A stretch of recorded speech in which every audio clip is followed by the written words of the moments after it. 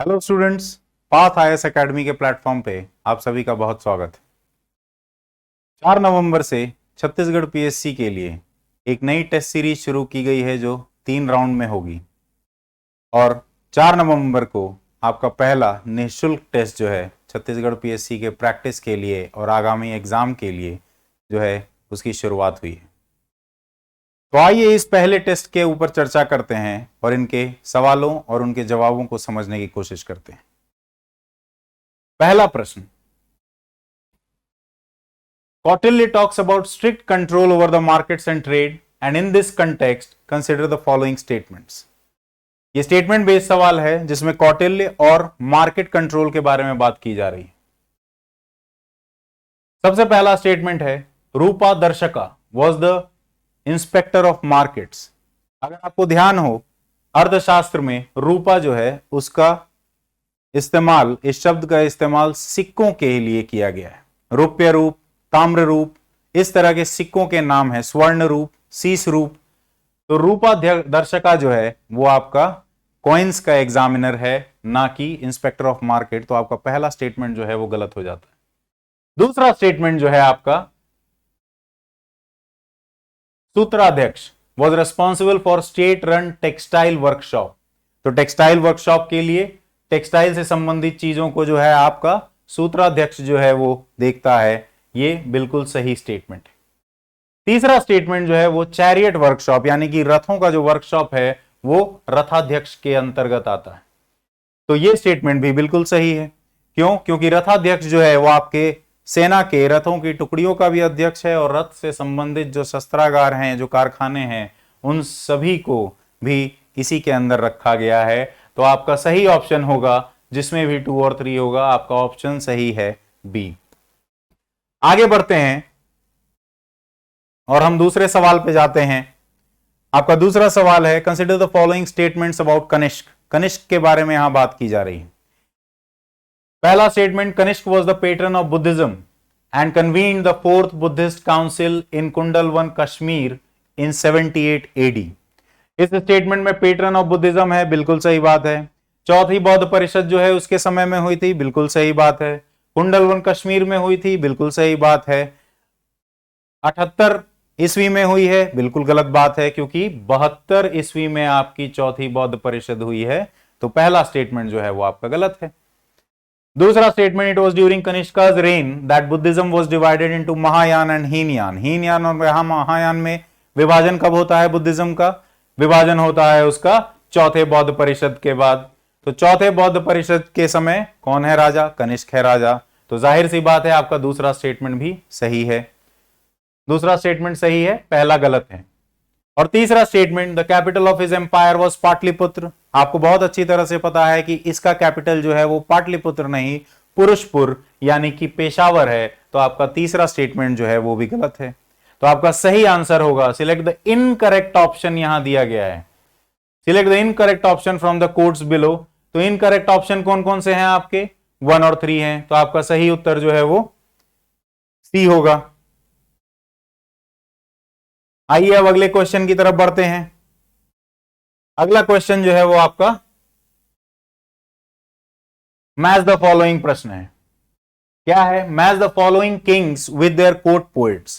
कौन कौन से राजा हैं? हर्षवर्धन है, समुद्रगुप्त है, पुलकेशिन है, पृथ्वीराज चौहान है।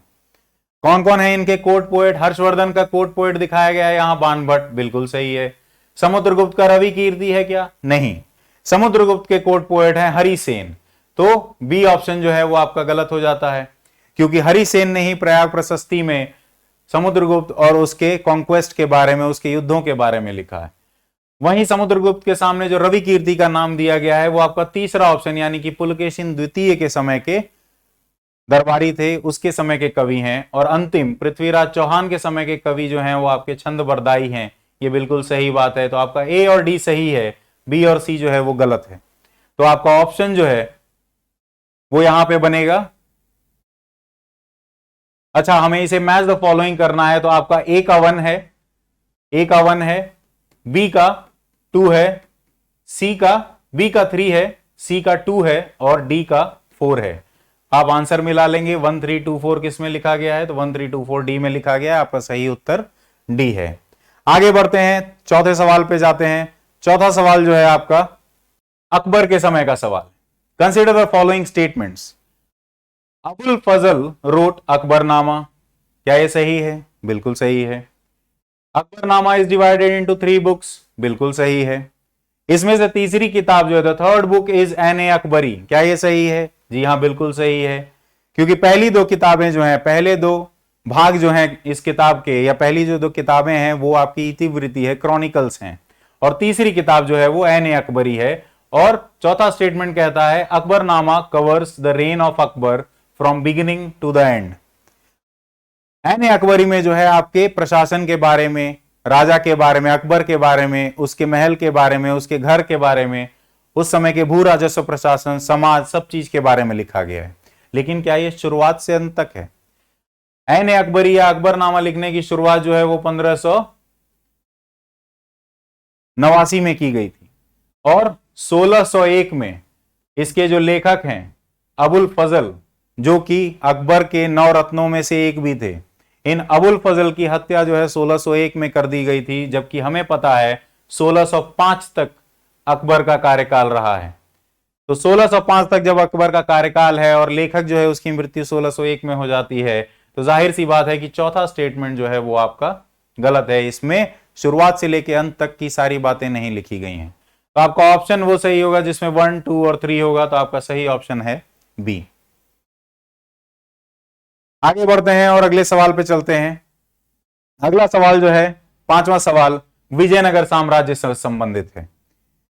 क्या क्या है स्टेटमेंट इसमें दिए गए जिसके बारे में हमें बताना है? सबसे पहला है the most famous king of the Vijayanagara empire. ये तो बिना देखे भी आप बता सकते हैं कि राजा कृष्णदेव राय, जो तुलुक वंश के शासक थे, तुलुक डायनेस्टी को बिलोंग करते थे, वही आपके सबसे फेमस और सबसे शक्तिशाली शासक थे, उन्हीं का नाम दिया गया है। The most famous king of Vijayanagara empire was Krishnadeva Raya, बिल्कुल सही है ये statement. The empire was located along the banks of Tungabhadra river. Vijayanagara साम्राज्य जो है वो हमने जाना है कि इनके बीच में, विजयनगर और बहमनी के बीच में जो है लड़ाई हमेशा चलती थी, किसके लिए? तुंगभद्रा या रायचूर दोआब के लिए। और विजयनगर की जो राजधानी विजयनगर है वो आपकी तुंगभद्रा नदी पे स्थित है, तो इसीलिए दूसरा स्टेटमेंट जो है आपका सही है। तीसरा स्टेटमेंट है Venkatapati Raya lost the battle of Talikota in 1565। तो बैटल ऑफ तालीकोटा 1565 में हुआ था, ये तो सही बात है, लेकिन क्या उस समय राजा जो है वेंकटपति राय था? बिल्कुल नहीं। तो ये स्टेटमेंट गलत हो जाता है। आपका इस समय शासक है सदाशिव राय, और वो किसके हाथों की कठपुतली था? राम राया की। राम राया के ही वंशजों ने जो है आगे के वंश की स्थापना की है, अराविडु वंश की स्थापना की है। तो तीसरा जो है आपका स्टेटमेंट गलत है। चौथा स्टेटमेंट जो है वो इटालियन ट्रेवलर निकोलो कोंटी के बारे में है कि ही विजिटेड विजयनगर इन 1523। ये बिल्कुल गलत स्टेटमेंट है, क्योंकि निकोलो कोंटी की विजिट जो है वो 1420 में हुई है, देवराया प्रथम के समय में।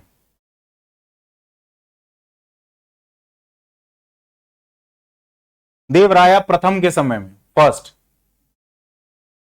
तो फोर्थ भी आपका गलत है। तो इसका सही जवाब जो है वो आपका 1 और 2 जो है आपका सही है, और 3 और 4 जो है आपका गलत है। और क्वेश्चन में पूछा गया है which of the following is not correct about Vijayanagara empire, तो आपका सही आंसर है 3 और 4 ओनली, यानी कि सी। आगे बढ़ते हैं, छठे सवाल की तरफ बढ़ते हैं। छठा सवाल है consider the following statements regarding the Ryotwari system.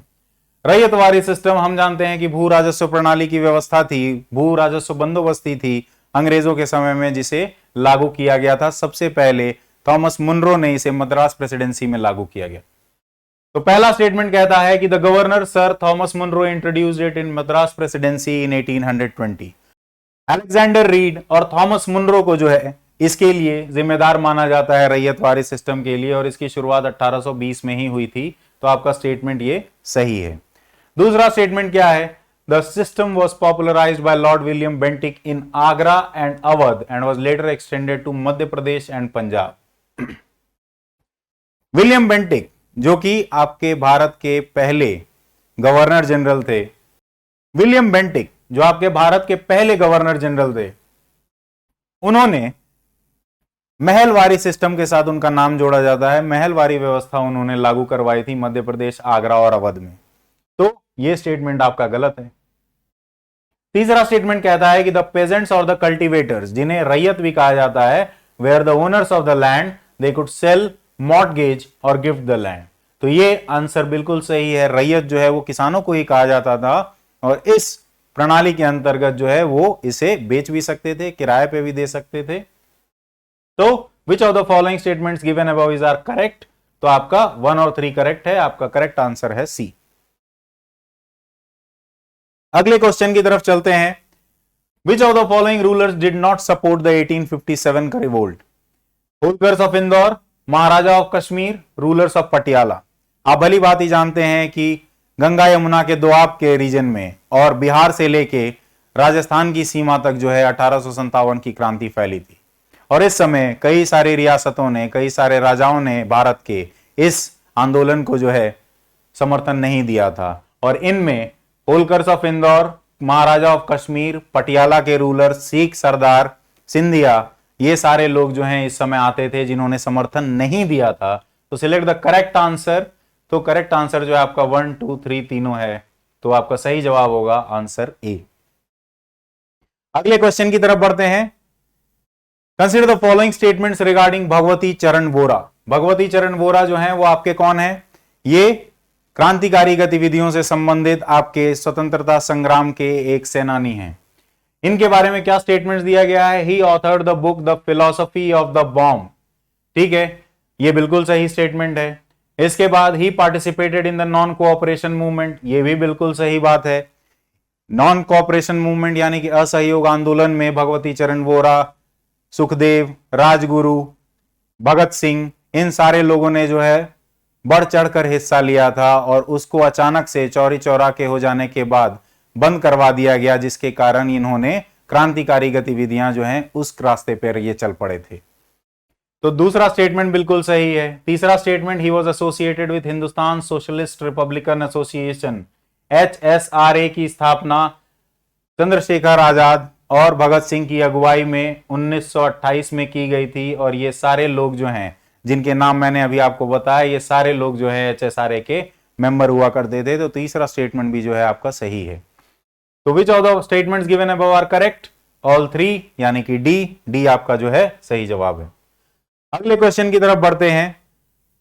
Who among the following leaders held the position of president in the Indian National Congress? Bishan Narayan Dhar, बिल्कुल सही है। 1911 का कलकत्ता का अधिवेशन जो है वो आपका इन्हीं के समय में हुआ है, इन्हीं की अगुवाई में हुआ है। बाल गंगाधर तिलक, बिल्कुल नहीं। बाल गंगाधर तिलक ने ज्वाइन भले ही कांग्रेस को कर लिया था 1890 में, लेकिन वो कभी भी कांग्रेस के प्रेसिडेंट नहीं रहे।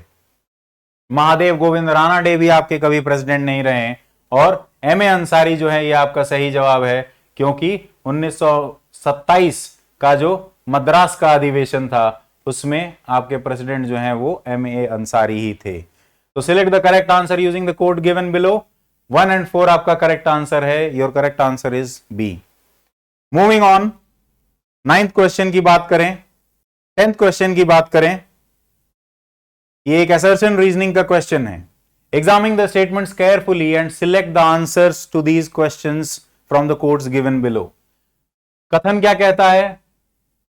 According to the doctrine of lapse, any Indian princely state under the British East India Company would lose its princely status if the ruler died either manifestly unfit or without a male heir। यानी कि जो राजा है वो अगर किसी प्रकट रूप से अयोग्य है या पुरुष उत्तराधिकारी के अभाव में उसकी मृत्यु हो जाती है, तो डॉक्ट्रिन ऑफ लैप्स की नीति के तहत, व्यपगत नीति के तहत या व्यपगत सिद्धांत के तहत जो है आपका ब्रिटिश ईस्ट इंडिया कंपनी जो है आपके क्षेत्र को हड़प लेगी। क्या यह स्टेटमेंट सही है? बिल्कुल सही स्टेटमेंट है। अगर हम रीजन की बात करें, कारण की बात करें, तो this policy is broadly associated with Lord Dalhousie. Dalhousie से ये एसोसिएटेड है पॉलिसी और ये थे governor general of east India company between 1848 and 1856। क्या यह स्टेटमेंट सही है? बिल्कुल सही है। 1848 से 56 के बीच डलहौजी का कार्यकाल था और ये गवर्नर जनरल थे ईस्ट इंडिया कंपनी के। ये भी सही बात है और ये पॉलिसी जो है डॉक्ट्रिन ऑफ लैप्स की जो नीति है ये इन्हीं से एसोसिएटेड है। ये भी बिल्कुल सही बात है, लेकिन क्या ये सही वजह है? जो कथन है उसका सही कारण है ये? बिल्कुल नहीं। कारण जो है वो आपका यह होना चाहिए कि ब्रिटिश ईस्ट इंडिया कंपनी जो है उसने पैरामाउंसी, ब्रिटिश पैरामाउंसी जब एस्टैब्लिश की थी उसके अंतर्गत जो है, उसके कारण आपको यहां पे डॉक्ट्रिन ऑफ लैप्स जो है उसको अप्लाई करने में आसानी होती है कि जितने भी राज्य ऐसे हैं, रियासतें ऐसी हैं जो ब्रिटिश के अंडर आती हैं, उन सारे राज्यों पे ये लागू होगा। तो कारण जो है आपका सही नहीं है, लेकिन स्टेटमेंट दोनों सही हैं। तो अगर हम कोड्स को देखें तो both A and R are true and R is the correct explanation of A. बिल्कुल नहीं, both A and R true तो हैं, लेकिन आर जो है करेक्ट एक्सप्लेनेशन नहीं है। दूसरा ऑप्शन है both A and R are true but R is not the correct explanation of A. आपका सही जवाब जो है वो बी है।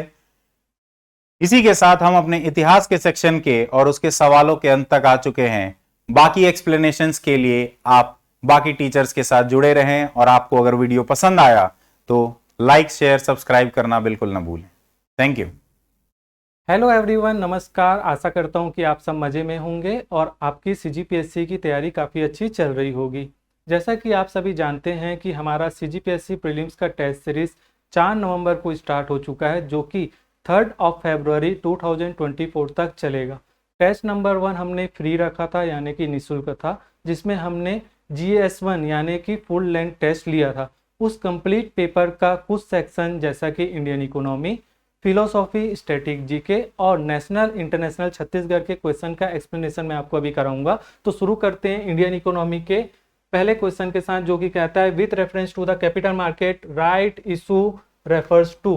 हिंदी में मैं आपको एक बार पढ़ लेता हूं। पूंजी बाजार के संदर्भ में राइट इशू क्या है? तो राइट इशू होता है जो एग्जिस्टिंग शेयर होल्डर होते हैं कंपनी के, उनको यह राइट देता है कि वो एडिशनल शेयर डायरेक्टली कंपनी से खरीद सकते हैं। तो इसका आंसर क्या होगा? सी होगा। मैंने क्या कहा? डायरेक्टली कंपनी से शेयर खरीद सकते हैं कौन? जो एग्जिस्टिंग शेयर होल्डर होते हैं। अब हम ऑप्शन को एलिमिनेट करते हैं। यहाँ पे क्या बोल रहा है? An offering of share to the new share holder. तो एग्जिस्टिंग शेयर होल्डर की बात कर रही है, तो ये ऑप्शन नहीं होगा।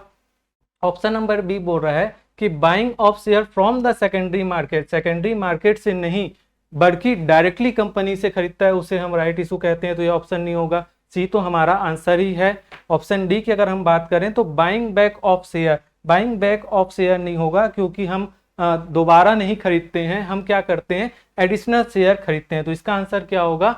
ऑप्शन सी होगा। अगला क्वेश्चन हम देखते हैं। ये एक्सप्लेनेशन दिया हुआ है जो मैंने अभी एक्सप्लेन किया। क्वेश्चन नंबर 26 कहता है कंसीडर द फॉलोइंग स्टेटमेंट, जिसमें पहला स्टेटमेंट कह रहा है कि इंडिया की जो जीडीपी है किसके संदर्भ में? परचेसिंग पावर यानी क्रय शक्ति क्षमता के संदर्भ में नॉमिनल जीडीपी यानी कि नाम मात्र की जीडीपी से क्या है? ज्यादा है, जो कि स्टेटमेंट बिल्कुल सही है। ये स्टेटमेंट सही हो गया। दूसरा स्टेटमेंट बोल रहा है recently India became the 5th largest economy in the world in terms of PPP, यानी कि पीपीपी के संदर्भ में इंडिया जो है क्या है? 5th लार्जेस्ट इकोनॉमी है, जो कि स्टेटमेंट गलत है। 3rd लार्जेस्ट इकोनॉमी है। 5th लार्जेस्ट इकोनॉमी जो है वो नॉमिनी जो है वो किसके संदर्भ में है? वो नॉमिनल जीडीपी के संदर्भ में है। तो ये आपका सेकंड स्टेटमेंट गलत हुआ। अब क्या बोला? Which of the following statement is are correct? Correct पूछ रहा है, तो हमारा पहला स्टेटमेंट सही है, तो उसके हिसाब से आपका आंसर क्या हो जाएगा? ए हो जाएगा। तो हमने ये एक्सप्लेनेशन दिया हुआ है जिसमें हमने बताया, कुछ डेटा दिए हुए हैं कि किस तरीके से नॉमिनल जीडीपी के संदर्भ में हम 5th हैं और पीपीपी के संदर्भ में हम कैसे हैं? 3rd पोजीशन में है। तो सेकंड स्टेटमेंट गलत हो जाएगा। अब हम चलते हैं फिलोसॉफी का क्वेश्चन है कंसीडर द फॉलोइंग स्टेटमेंट, जिसमें कह रहा है पहला statement Brihaspati is regarded as the founder of Charvaka school of philosophy, यानी चार्वाक जो दर्शन है उसके फाउंडर कौन है? तो बृहस्पति है। बिल्कुल सही स्टेटमेंट है। दूसरा कह रहा है earlier Indian philosophy classified matter in the form of 5 basic element. कौन कौन से 5 बेसिक एलिमेंट, जिसे हम पंचतत्व कहते हैं? Air, earth, fire, sky and water. इसको हिंदी में ज्यादा अच्छे से समझ में आएगा। हिंदी में बोलता है पंचतत्व, जिसे वायु, पृथ्वी, अग्नि, आकाश और जल, जो कि बिल्कुल सही स्टेटमेंट है। ये दोनों स्टेटमेंट सही है। अब बोला है कि चूज द इनकरेक्ट स्टेटमेंट। यहाँ पे बहुत सारे स्टूडेंट गलती करे होंगे।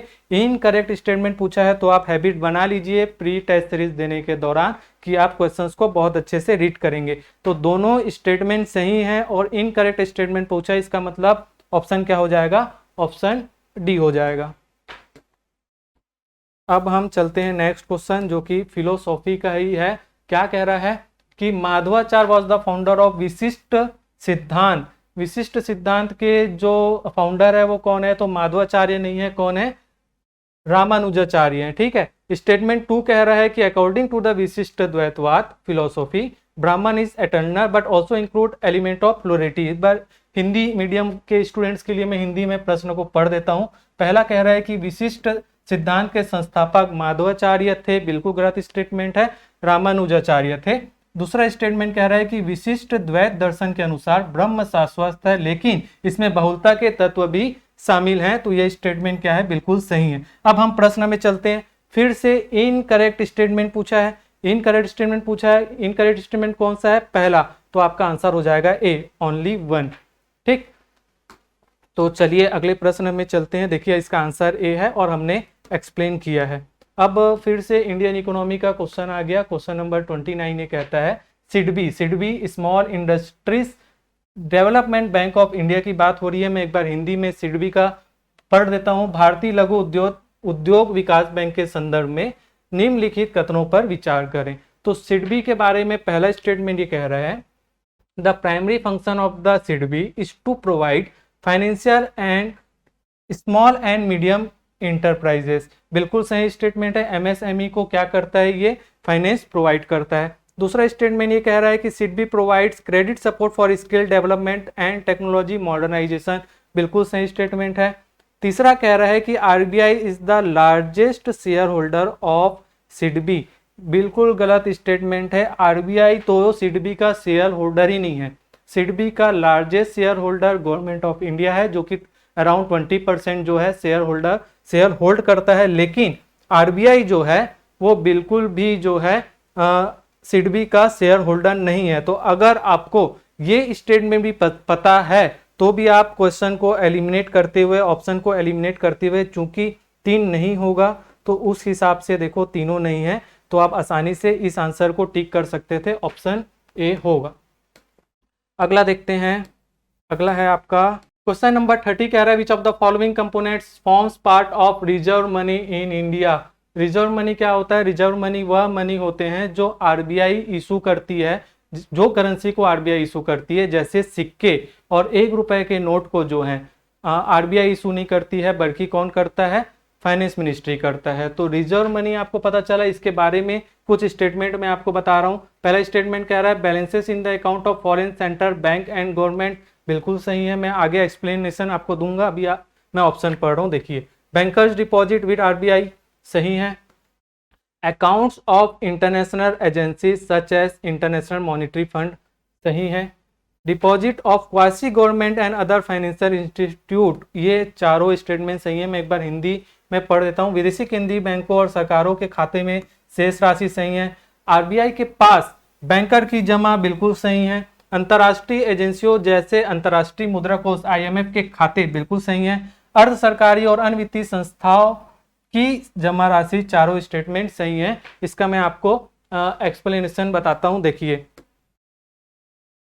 सबसे पहले आप ये समझ लीजिए कि क्या पूछा है, कंपोनेंट पूछा है, घटक पूछा है। देखिए following components form of part of reserve money.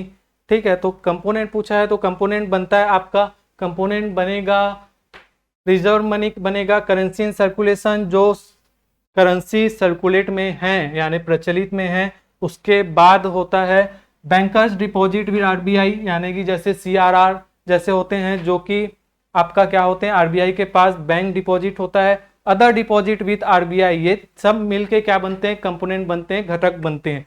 ठीक, तो देखिए बैंकर्स डिपॉजिट विद आरबीआई हमने पढ़ा, तो ये ऑप्शन तो यहाँ से हमको समझ में आ गया कि ये ऑप्शन तो होगा बैंकर्स वाला। ठीक है, ये हो गया बैंकर्स डिपॉजिट विद आरबीआई। अब हम आगे चलते हैं। देखिए क्या कह रहा है, आगे कह रहा है कि अदर डिपॉजिट में क्या क्या आते हैं। तो अदर डिपॉजिट में आते हैं, याद करते हुए चलो, अदर डिपॉजिट में आते हैं क्वासी गवर्नमेंट और अदर फाइनेंशियल इंस्टीट्यूट, ठीक, और आते हैं आपके foreign central bank and government, और आते हैं आपका इंटरनेशनल एजेंसी जैसे IMF। ठीक, तो ये आपका फिर से मैं आपको क्वेश्चंस में लेके जा रहा हूं ताकि आपको अच्छे से समझ में आ जाए। तो देखिए ये तीनों ऑप्शन है। Other deposit with fund with RBI के दूसरे जो एग्जांपल्स हैं उसमें ये तीनों आ रहे हैं। कौन कौन से? Foreign central bank and government हमने देखा, उसके बाद IMF हमने पढ़ा लास्ट में, उसके बाद क्वासी गवर्नमेंट, देखिए अर्ध सरकारी और वित्तीय संस्थानों की बात हो रही है जो कि हमने एक्सप्लेनेशन में देख लिया है। तो इसका आंसर होगा ऑप्शन डी। अब हम चलते हैं नेक्स्ट क्वेश्चन के साथ। अगला प्रश्न कह रहा है क्वेश्चन नंबर 31, बहुत अच्छा क्वेश्चन है। Which of the following situation can lead to a demand pull inflation, यानी कि मांग जनित जो मुद्रास्फीति है उसके बारे में चार आपको स्टेटमेंट दिए हैं। पहला स्टेटमेंट बोल रहा है changing consumption pattern. Changing consumption pattern का मतलब हुआ उपभोक्त पैटर्न बदलना, यानी कि कुछ ऐसी चीजों का अचानक से डिमांड बढ़ जाना, जैसे फैशन, आपके फैशन की वजह से पैटर्न बदल गया, कुछ ऐसा हुआ कि उसकी वजह से उसकी मांग बढ़ गई, तो उसकी मांग जो बढ़ गई यानी कि क्या हो गया, डिमांड पुल इन्फ्लेशन का एक एग्जांपल है। दूसरा कह रहा है इंक्रीज इन एडमिनिस्ट्रेड प्राइस। देखिए ये जो है ना डिमांड पुल इन्फ्लेशन का एग्जांपल नहीं है बल्कि कॉस्ट पुश इन्फ्लेशन का एग्जांपल है, क्योंकि जब एडमिनिस्ट्रेड प्राइस बढ़ेगा तो उसकी कॉस्ट बढ़ जाएगी, तो ये कॉस्ट पुश इन्फ्लेशन का एग्जांपल है। तो ये स्टेटमेंट गलत होगा इसके संदर्भ में। तीसरा बोल रहा है गवर्नमेंट प्रोवाइडिंग टैक्स रिबेट्स। देखिए जब गवर्नमेंट टैक्स रिबेट प्रोवाइड करेगी यानी छूट प्रोवाइड करेगी तो उस वस्तु की डिमांड ऑटोमेटिकली बढ़ जाएगी, तो ये डिमांड पुल इन्फ्लेशन का एक भाग है। चौथा बोल रहा है कि an increase in black money. देखिए जब ब्लैक मनी बढ़ता है तो ब्लैक मनी को जो है, जो ब्लैक मनी होल्ड करने वाले लोग हैं वो उसको इन्वेस्ट कहाँ पे करते हैं, रियल एस्टेट में करते हैं, तो जमीन की जो है डिमांड बढ़ जाती है, या तो फिर गोल्ड में करते हैं। तो इसकी वजह से क्या होता है, डिमांड पुल इन्फ्लेशन होता है। तो आपको मैं क्या बताया, पहला स्टेटमेंट सही है, दूसरा गलत है, तीसरा सही है और चौथा सही है डिमांड पुल इन्फ्लेशन के रेफरेंस में। तो 1, 3, 4 कौन से ऑप्शन में है, तो ऑप्शन ए में है। ठीक, तो इसका आंसर हो जाएगा ऑप्शन ए। अगला हम देखते हैं, अगला प्रश्न आपका जो मैंने बताया वही एक्सप्लेनेशन में लिखा हुआ है। अगला हम देखेंगे क्वेश्चन नंबर 32। देखिए इसरो से स्टैटिक क्वेश्चन मैंने आपको ये पूछा क्योंकि ये काफ़ी ज़्यादा न्यूज़ में था और चंद्रयान 1, 2, 3 की वजह से काफ़ी ज़्यादा न्यूज़ में है, तो इसरो के बारे में आपको पता होना चाहिए। तो इसरो से रिलेटेड एक स्टैटिक क्वेश्चन आपके सामने है जो कि कह रहा है कि आपको करेक्ट स्टेटमेंट बताना है इसरो के बारे में। तो पहला स्टेटमेंट ये कह रहा है कि इसरो अपनी पहली सैटेलाइट बनाया आर्यभट्ट किसकी हेल्प से, USA की हेल्प से 1975। जब आप प्रश्न पढ़ते हैं तो आप फैक्ट पे ध्यान दिया कीजिए, अगर वो स्टेटमेंट गलत होगा तो या तो यहाँ गलत होगा या तो ईयर में गलत करेगा। तो ईयर बिल्कुल सही है, लेकिन वो किसकी हेल्प से बनाया था, तो रसिया की हेल्प से, रूस की हेल्प से बनाया, तो ये स्टेटमेंट गलत हो जाएगा। दूसरा कह रहा है ISRO launch its first lunar mission Chandrayaan 1 इन 2010। तो 2010 नहीं बल्कि कब लॉन्च हुआ था चंद्रयान 1, 2008। देखिए चंद्रयान 3 न्यूज़ में था, तो चंद्रयान 2 और चंद्रयान 1 से रिलेटेड जितने भी फैक्ट बन सकते हैं वो भी इंपॉर्टेंट हो जाते हैं, तो आपको पता होना चाहिए। ठीक, थर्ड स्टेटमेंट बोल रहा है कि Mars orbiter mission reach the orbit of Mars on 24 सितंबर 2004। तो ये बिल्कुल सही स्टेटमेंट है, तो आपका जो आंसर है वो हो जाएगा, करेक्ट स्टेटमेंट पूछा यानी कि ऑप्शन बी। अब हम चलते हैं नेक्स्ट क्वेश्चन में। यहाँ से आपका कॉन्स्टिट्यूशन का क्वेश्चन स्टार्ट हो गया, तो मैं आपको करेंट अफेयर के क्वेश्चन कराऊंगा, उस सेक्शन में हम चलते हैं। हम चलते हैं क्वेश्चन नंबर 43 के आसपास। तो नेशनल एंड इंटरनेशनल का क्वेश्चन आपके सामने स्टार्ट होता है, जो कि पहला क्वेश्चन है consider the following statement. Chandrayaan 3 landing site का नेम रखा गया है तिरंगा। बिल्कुल गलत स्टेटमेंट है। चंद्रयान 3 का जो लैंडिंग साइट है जहां पे विक्रम लैंडर उतरा था उसका नाम रखा गया शिव शक्ति। तो आपको ये समझ में आ गया कि स्टेटमेंट 2 भी गलत होगा, क्योंकि स्टेटमेंट 2 ये कह रहा है कि चंद्रयान 2 की जो क्रैश साइट थी उसका नेम रखा गया है शिव शक्ति पॉइंट। शिव शक्ति पॉइंट रखा गया है चंद्रयान 3 के लैंडिंग पॉइंट में, और क्रैश साइट का नाम रखा गया है आपका तिरंगा। तो दूसरा स्टेटमेंट भी गलत हो गया। तीसरा कह रहा है India will observe August 23 August as national space day every year to commemorate as a success of Chandrayaan 3, जो कि बहुत थर्ड स्टेटमेंट बिल्कुल सही है। आप ये डेट अभी याद कर लीजिए अगर आपको याद नहीं है तो। 23 अगस्त जो है तो नेशनल स्पेस डे के रूप में मनाया जाएगा। तो तीसरा स्टेटमेंट सही है ऑप्शन के हिसाब से, आपका ऑप्शन हो रहा है ऑप्शन सी। अब हम चलते हैं क्वेश्चन नंबर 45 पे। क्वेश्चन नंबर 45 बहुत अच्छा क्वेश्चन है, इस क्वेश्चन को पढ़ने में आपको मजा आएगा।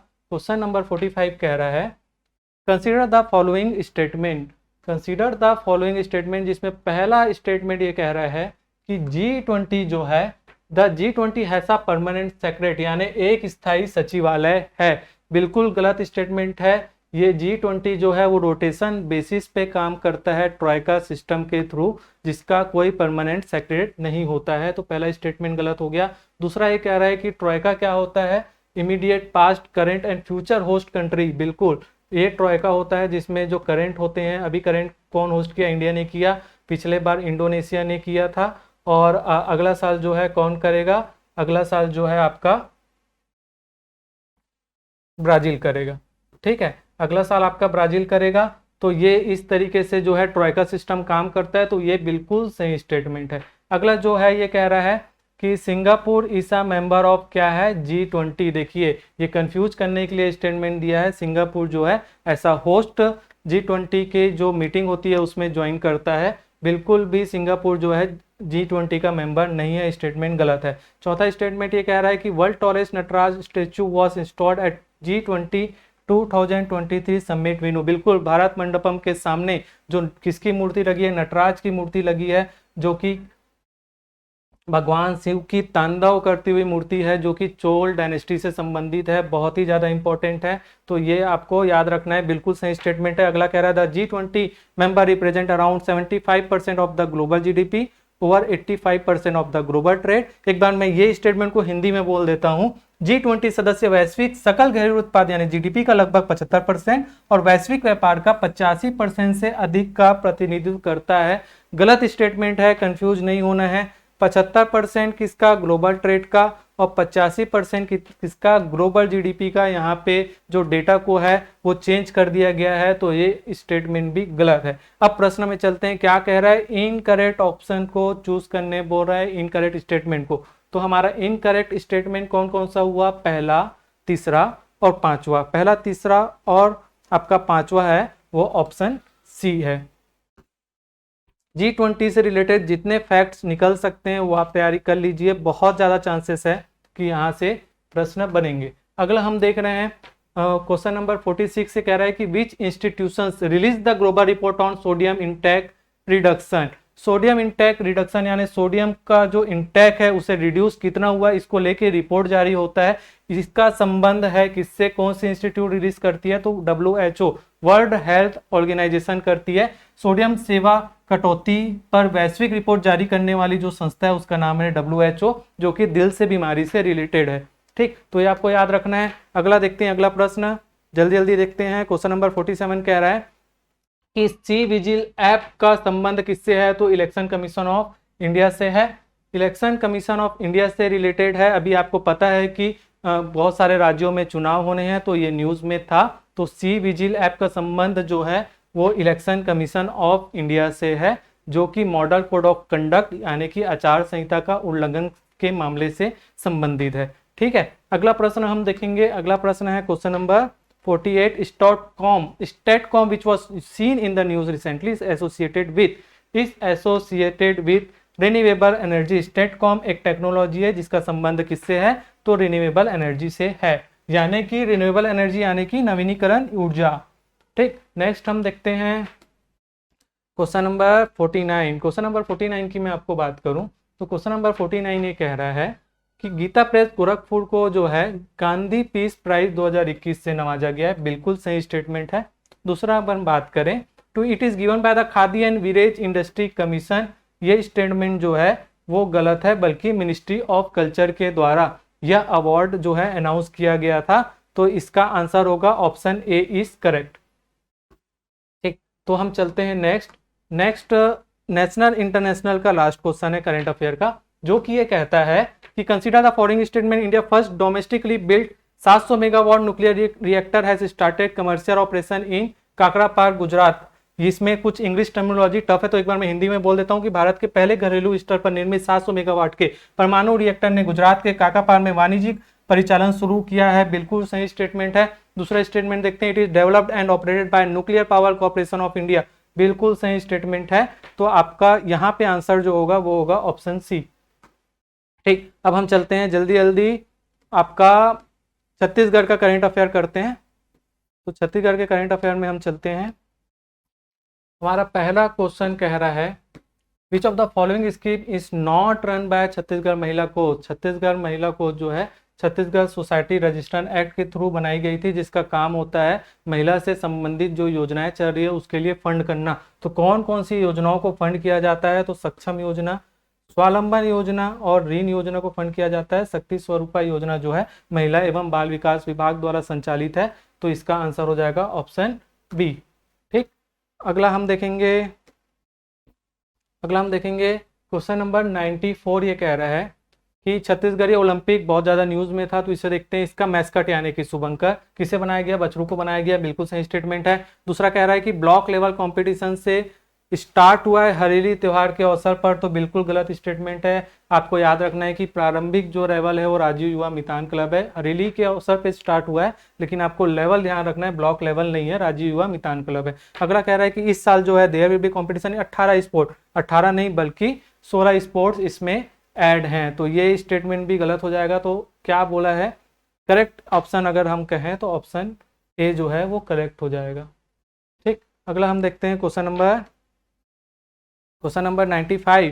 क्वेश्चन नंबर 95 ये कह रहा है कि 2 panchayat of Chhattisgarh have been honoured with the national panchayat award. बिल्कुल सही है। 2 जो है पंचायत छत्तीसगढ़ के जो वो अवार्ड उन्हें मिला है, नेशनल पंचायत अवार्ड। दूसरा कह रहा है gram panchayat Nagam of Surguja district and village Sakra of Dhamtari district were awarded. ये स्टेटमेंट भी आपका जो है बिल्कुल सही है। अगला जो कह रहा है वो कह रहा है ग्राम पंचायत साकरा को अवार्ड दिया गया है पॉलिटी एलिवेशन और लाइवलीहुड प्रमोशन के लिए, और नागम को अवार्ड दिया गया है स्वास्थ्य पंचायत थीम के लिए। एक बार मैं हिंदी में बोल देता हूँ इस स्टेटमेंट को। ग्राम पंचायत साकरा को गरीबी उन्मूलन और आजीविका संवर्धन श्रेणी में और नागम को स्वास्थ्य पंचायत थीम में क्या मिला है? पुरस्कृत किया गया है। तो ये स्टेटमेंट गलत है, क्योंकि साकरा को मिला है स्वास्थ्य पंचायत थीम में और नागम को जो मिला है वो पॉलिटी एलिवेशन यानी कि गरीबी उन्मूलन और आजीविका संवर्धन की श्रेणी में मिला है। यानी कि तीसरा स्टेटमेंट अगर गलत है, पहला दूसरा सही है, तो आपका आंसर हो जाएगा ऑप्शन बी। ठीक, क्वेश्चन नंबर 96 ये कह रहा है कि at which place in state of Chhattisgarh reserves of lithium have been found. बहुत ज्यादा न्यूज में था, बहुत ज्यादा इंपॉर्टेंट क्वेश्चन है। इसका आंसर होगा ऑप्शन बी। इसका आंसर होगा ऑप्शन सी, माफ कीजिएगा, राम काछार कोरबा जो है ये बहुत ज्यादा न्यूज में था। ये नाम आप याद रख लो जगह का। राम काछार कोरबा में क्या हुआ है? लिथियम के भंडार पाए गए हैं। इसके अलावा आपको एक नाम और याद रख लो आप, कटघोरा। ठीक है, ये बहुत ज्यादा इंपॉर्टेंट है, ये ध्यान में रखना है। अगला हम चलेंगे क्वेश्चन नंबर 97। क्वेश्चन नंबर 97 कह रहा है which person from Chhattisgarh was honoured with the गज गौरव नेशनल अवार्ड। गज का मतलब आपको पता है हाथी होता है। तो विश्व हाथी दिवस के अवसर पर दीपक शर्मा और गज यात्रा की टीम को जो है ये अवार्ड दिया गया है, जो कि दीपक शर्मा जो है वो फॉरेस्ट गार्ड हैं, कहाँ के? महासमुंद में पोस्टेड है। ठीक, तो दीपक शर्मा और गज यात्रा की टीम को मिला है। अगला प्रश्न हम चलते हैं क्वेश्चन नंबर 98। रामायण महोत्सव की बात चल रही है। रामायण महोत्सव बहुत ज्यादा न्यूज में था। तो ये कह रहा है कि द टीम ऑफ कर्नाटक जो है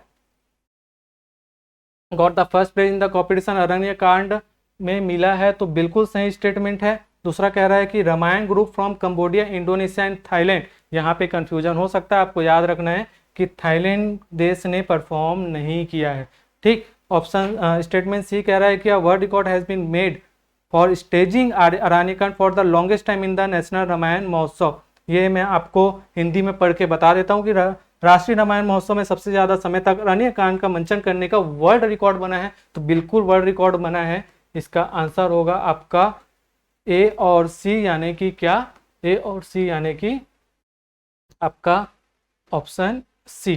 ठीक, ऑप्शन सी की बात हो गई। अब हम चलते हैं क्वेश्चन नंबर 99 में। क्वेश्चन नंबर 99 कह रहा है कि on which date the publication in the gazette to implement, यानी कि राजपत्र में PESA act, panchayat extension schedule area में जो है कब रिलीज किया गया था, तो कब किया गया था, तो अगस्त 2022 में किया गया था। डेट भी आप याद रख लो कब किया गया था, 8 अगस्त 2022 को। ठीक, क्वेश्चन नंबर 100 कह रहा है, क्वेश्चन नंबर 100 कह रहा है which person from Chhattisgarh has one 2 gold medal in the world police game. देखिए जो भी राष्ट्रीय अवार्ड मिलते हैं छत्तीसगढ़ के किसी व्यक्ति को या छत्तीसगढ़ की किसी संस्था को, तो बहुत ज्यादा इंपॉर्टेंट हो जाता है। तो नोट कर लो, छत्तीसगढ़ से वर्ल्ड पुलिस गेम में जो अवार्ड मिला है वो मिला है अंबर सिंह को, जो कि बेमेतरा से बिलोंग करते हैं।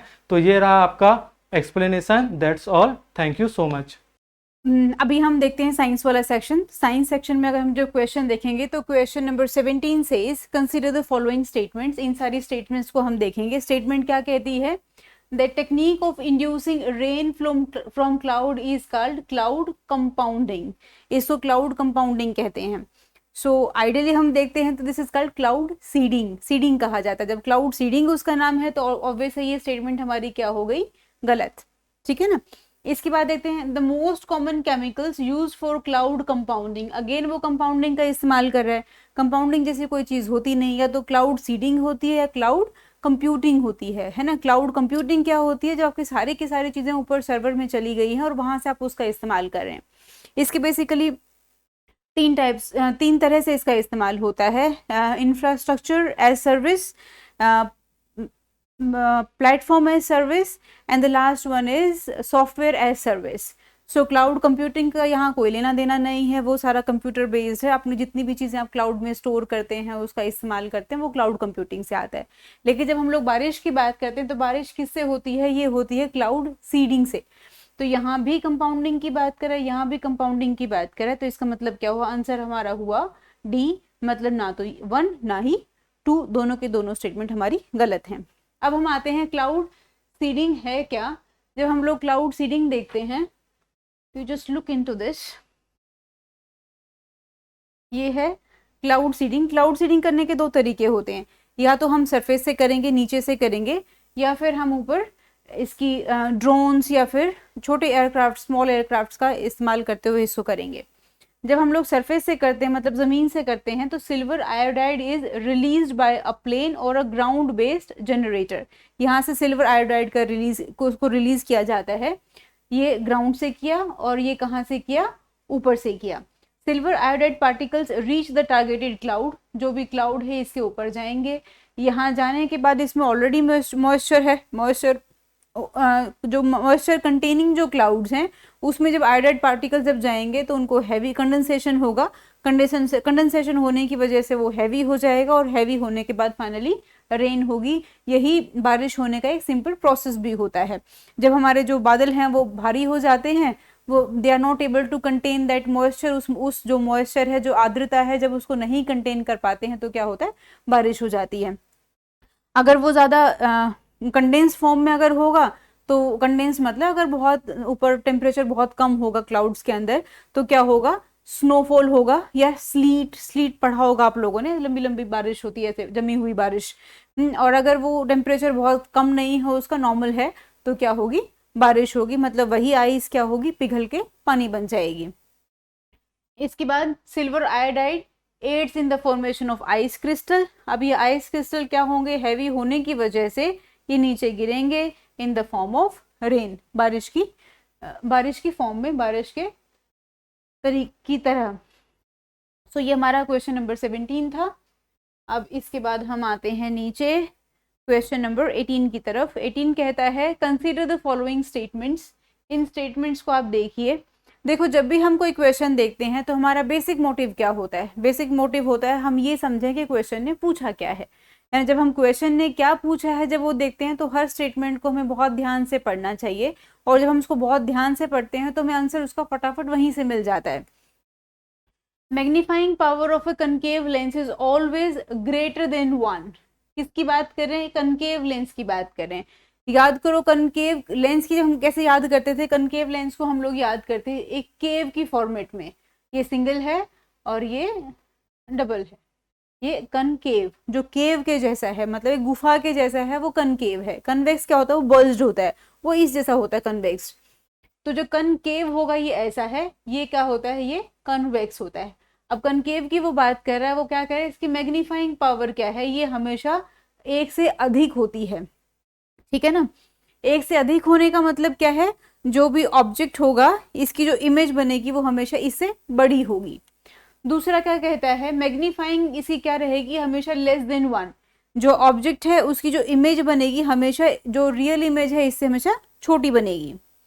इसके क्या बोला, is equal to 1। Equal to का मतलब जितना ऑब्जेक्ट है एग्जैक्टली उतनी ही उसकी इमेज बनेगी, जितनी जिस साइज का ऑब्जेक्ट है वैसी उसकी इमेज बनेगी।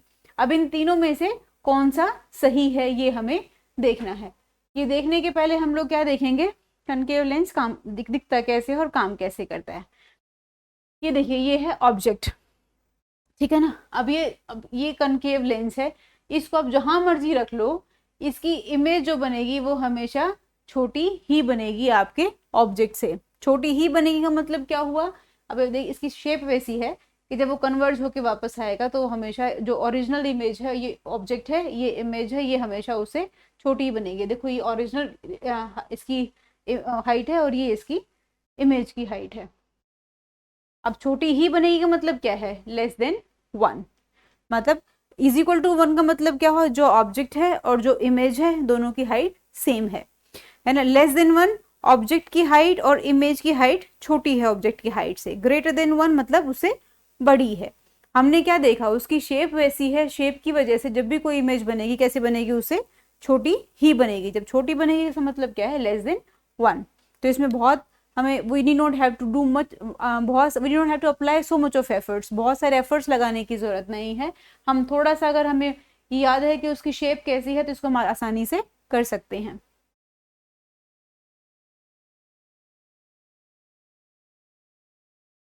असर्शन और रीजनिंग का क्वेश्चन है, ये आजकल फेवरेट हो गए हैं सीजीपीएससी के। तो इन क्वेश्चंस को सॉल्व करते हमें क्या देखना होता है, इसमें 4 ऑप्शंस हैं। चारों ऑप्शन क्या कहती हैं, पहली ऑप्शन जो सबसे डिफिकल्ट होती है ये डिफाइन करना कि यार ये सचमुच में उसका रीजन है कि नहीं। पहला क्या कहता है, ए और आर दोनों ट्रू हैं, दोनों सही हैं, दोनों सत्य हैं, गलत नहीं है दोनों में से कोई भी। आर क्या है, ये इसका एक्सप्लेनेशन है, करेक्ट एक्सप्लेनेशन है ए का, ये ए ऑप्शन कहती है। बी कहती है दोनों ट्रू हैं लेकिन ये इसका एक्सप्लेनेशन नहीं है ना। सबसे कठिन होता है ये देखना कि वो उसका रीजन है कि नहीं, वो उसका एक्सप्लेनेशन है कि नहीं। तो इसका एक बहुत रूल ऑफ थंब इस्तेमाल करते हैं कि बिकॉज लगा दो उसमें। बिकॉज का मतलब क्या है कि ए ऐसा है क्योंकि ये यूनिवर्सल ट्रूथ है या फिर ये रीजन है इसका ये ऐसा होने का। अगर वो बिकॉज लग के अगर वो आपको क्योंकि लग के अगर आपका वो सेंटेंस सही बन जाता है तो ए है, और अगर वैसा करके सेंटेंस नहीं बनता है तो या तो बी होगा या फिर सी या फिर डी में से कोई एक होगा, ठीक है ना। दोनों सही हैं तो ए या बी में से ही कोई एक होगा। अगर ए या बी में से एक होने का मतलब है कि वो उसका रीजन तभी होगा ऐसा है क्योंकि ये ऐसा है ना। क्योंकि से अगर हमें जवाब मिल जाता है तो ए है, अगर क्योंकि से जवाब नहीं मिलता है तो वो बी है। मेजॉरिटी केसेस में गलत होने का बेसिक रीजन क्या होता है, यहाँ स्टेटमेंट देके इसका रीजन ये दे दिया जाता है तो इससे बच्चा कंफ्यूज हो जाता है, स्टूडेंट कंफ्यूज हो जाएंगे, स्टूडेंट कंफ्यूज होके वो ए लगा देंगे तो उसका आंसर गलत हो जाएगा। तो इसको थोड़ा सा देख लीजिएगा, इसका आंसर ये, इसका रीजन ये होना चाहिए, इसका रीजन ये नहीं होना चाहिए। इसका रीजन अगर ये होगा तो वो बी होगा। चलो सी क्या कहता है, ए ट्रू है, ए सही है लेकिन आर गलत है। और डी क्या कहता है, ए भी गलत है और आर लेकिन ए गलत है लेकिन आर सही है, ठीक है ना। ए क्या कहता है, हमेशा ये फिक्स होते हैं ए बी सी डी, ऐसा ही रहेगा ये ए आर में। तो आपको ये याद होना चाहिए, पता होना चाहिए असर्शन रीजनिंग के क्वेश्चन में ऑप्शंस क्या होती हैं। ए कहता है ए और आर दोनों सही हैं लेकिन आर उसका ए का करेक्ट एक्सप्लेनेशन है। और बी क्या कहता है, ए और आर दोनों सही हैं लेकिन आर उसका एक्सप्लेनेशन नहीं है। ए सही है लेकिन आर गलत है, ए गलत है लेकिन आर सही है। तो ये सारी ऑप्शंस हैं। अब अपने क्वेश्चन पे आते हैं। क्वेश्चन क्या कहता है, पेरिनियल रिवर्स, वो रिवर्स जो 12मासी रिवर्स होती हैं, 12 महीने बहती रहती हैं। मेनली ओरिजिनेट इन हिमालयाज, वो हिमालय से ही ओरिजिनेट होती है, mainly majority of the times, है ना। अधिकतर बार वो हिमालय से ही ओरिजिनेट होती हैं, सही है। Himalayan rivers are fed by the springs, spring क्या होते हैं, जो अंडरग्राउंड में भी हॉट स्प्रिंग्स की वजह से, है ना, या फिर अंडरग्राउंड कोई इक्विफर्स बने हुए हैं, कहीं से पानी निकल रहा है, तो उसकी वजह से ये हिमालयन रिवर होती हैं, ये स्प्रिंग के द्वारा ही फेड होती है, मतलब स्प्रिंग की वजह से उसके अंदर पानी फ्लो होता रहता है। स्प्रिंग का मतलब क्या है, अंडरग्राउंड, धरती के अंदर से पानी निकल रहा है, ठीक है ना। तो ये क्या है, हिमालयन रिवर्स का सोर्स क्या होता है, उसके सोर्स होते हैं ग्लेशियर्स। गंगा का क्या है, गंगोत्री, यमुना का यमुनोत्री, है ना। तो ये ग्लेशियर्स क्या करते हैं, ये धीरे धीरे पिघलते रहते हैं, गर्मी में पिघलेंगे तो उसका पानी धीरे धीरे बढ़ता चला जाता है, और सर्दी में वो जमे रहते हैं, पिघलते नहीं है, तो उनका पानी धीरे धीरे क्वांटिटी वाइज, वो वॉल्यूम वाइज वो कम हो जाता है। तो ये क्या है, Himalayan rivers are fed by springs, ये क्या हमारा गलत हो गया, स्प्रिंग से नहीं, वो ग्लेशियर्स के द्वारा फेड होते हैं।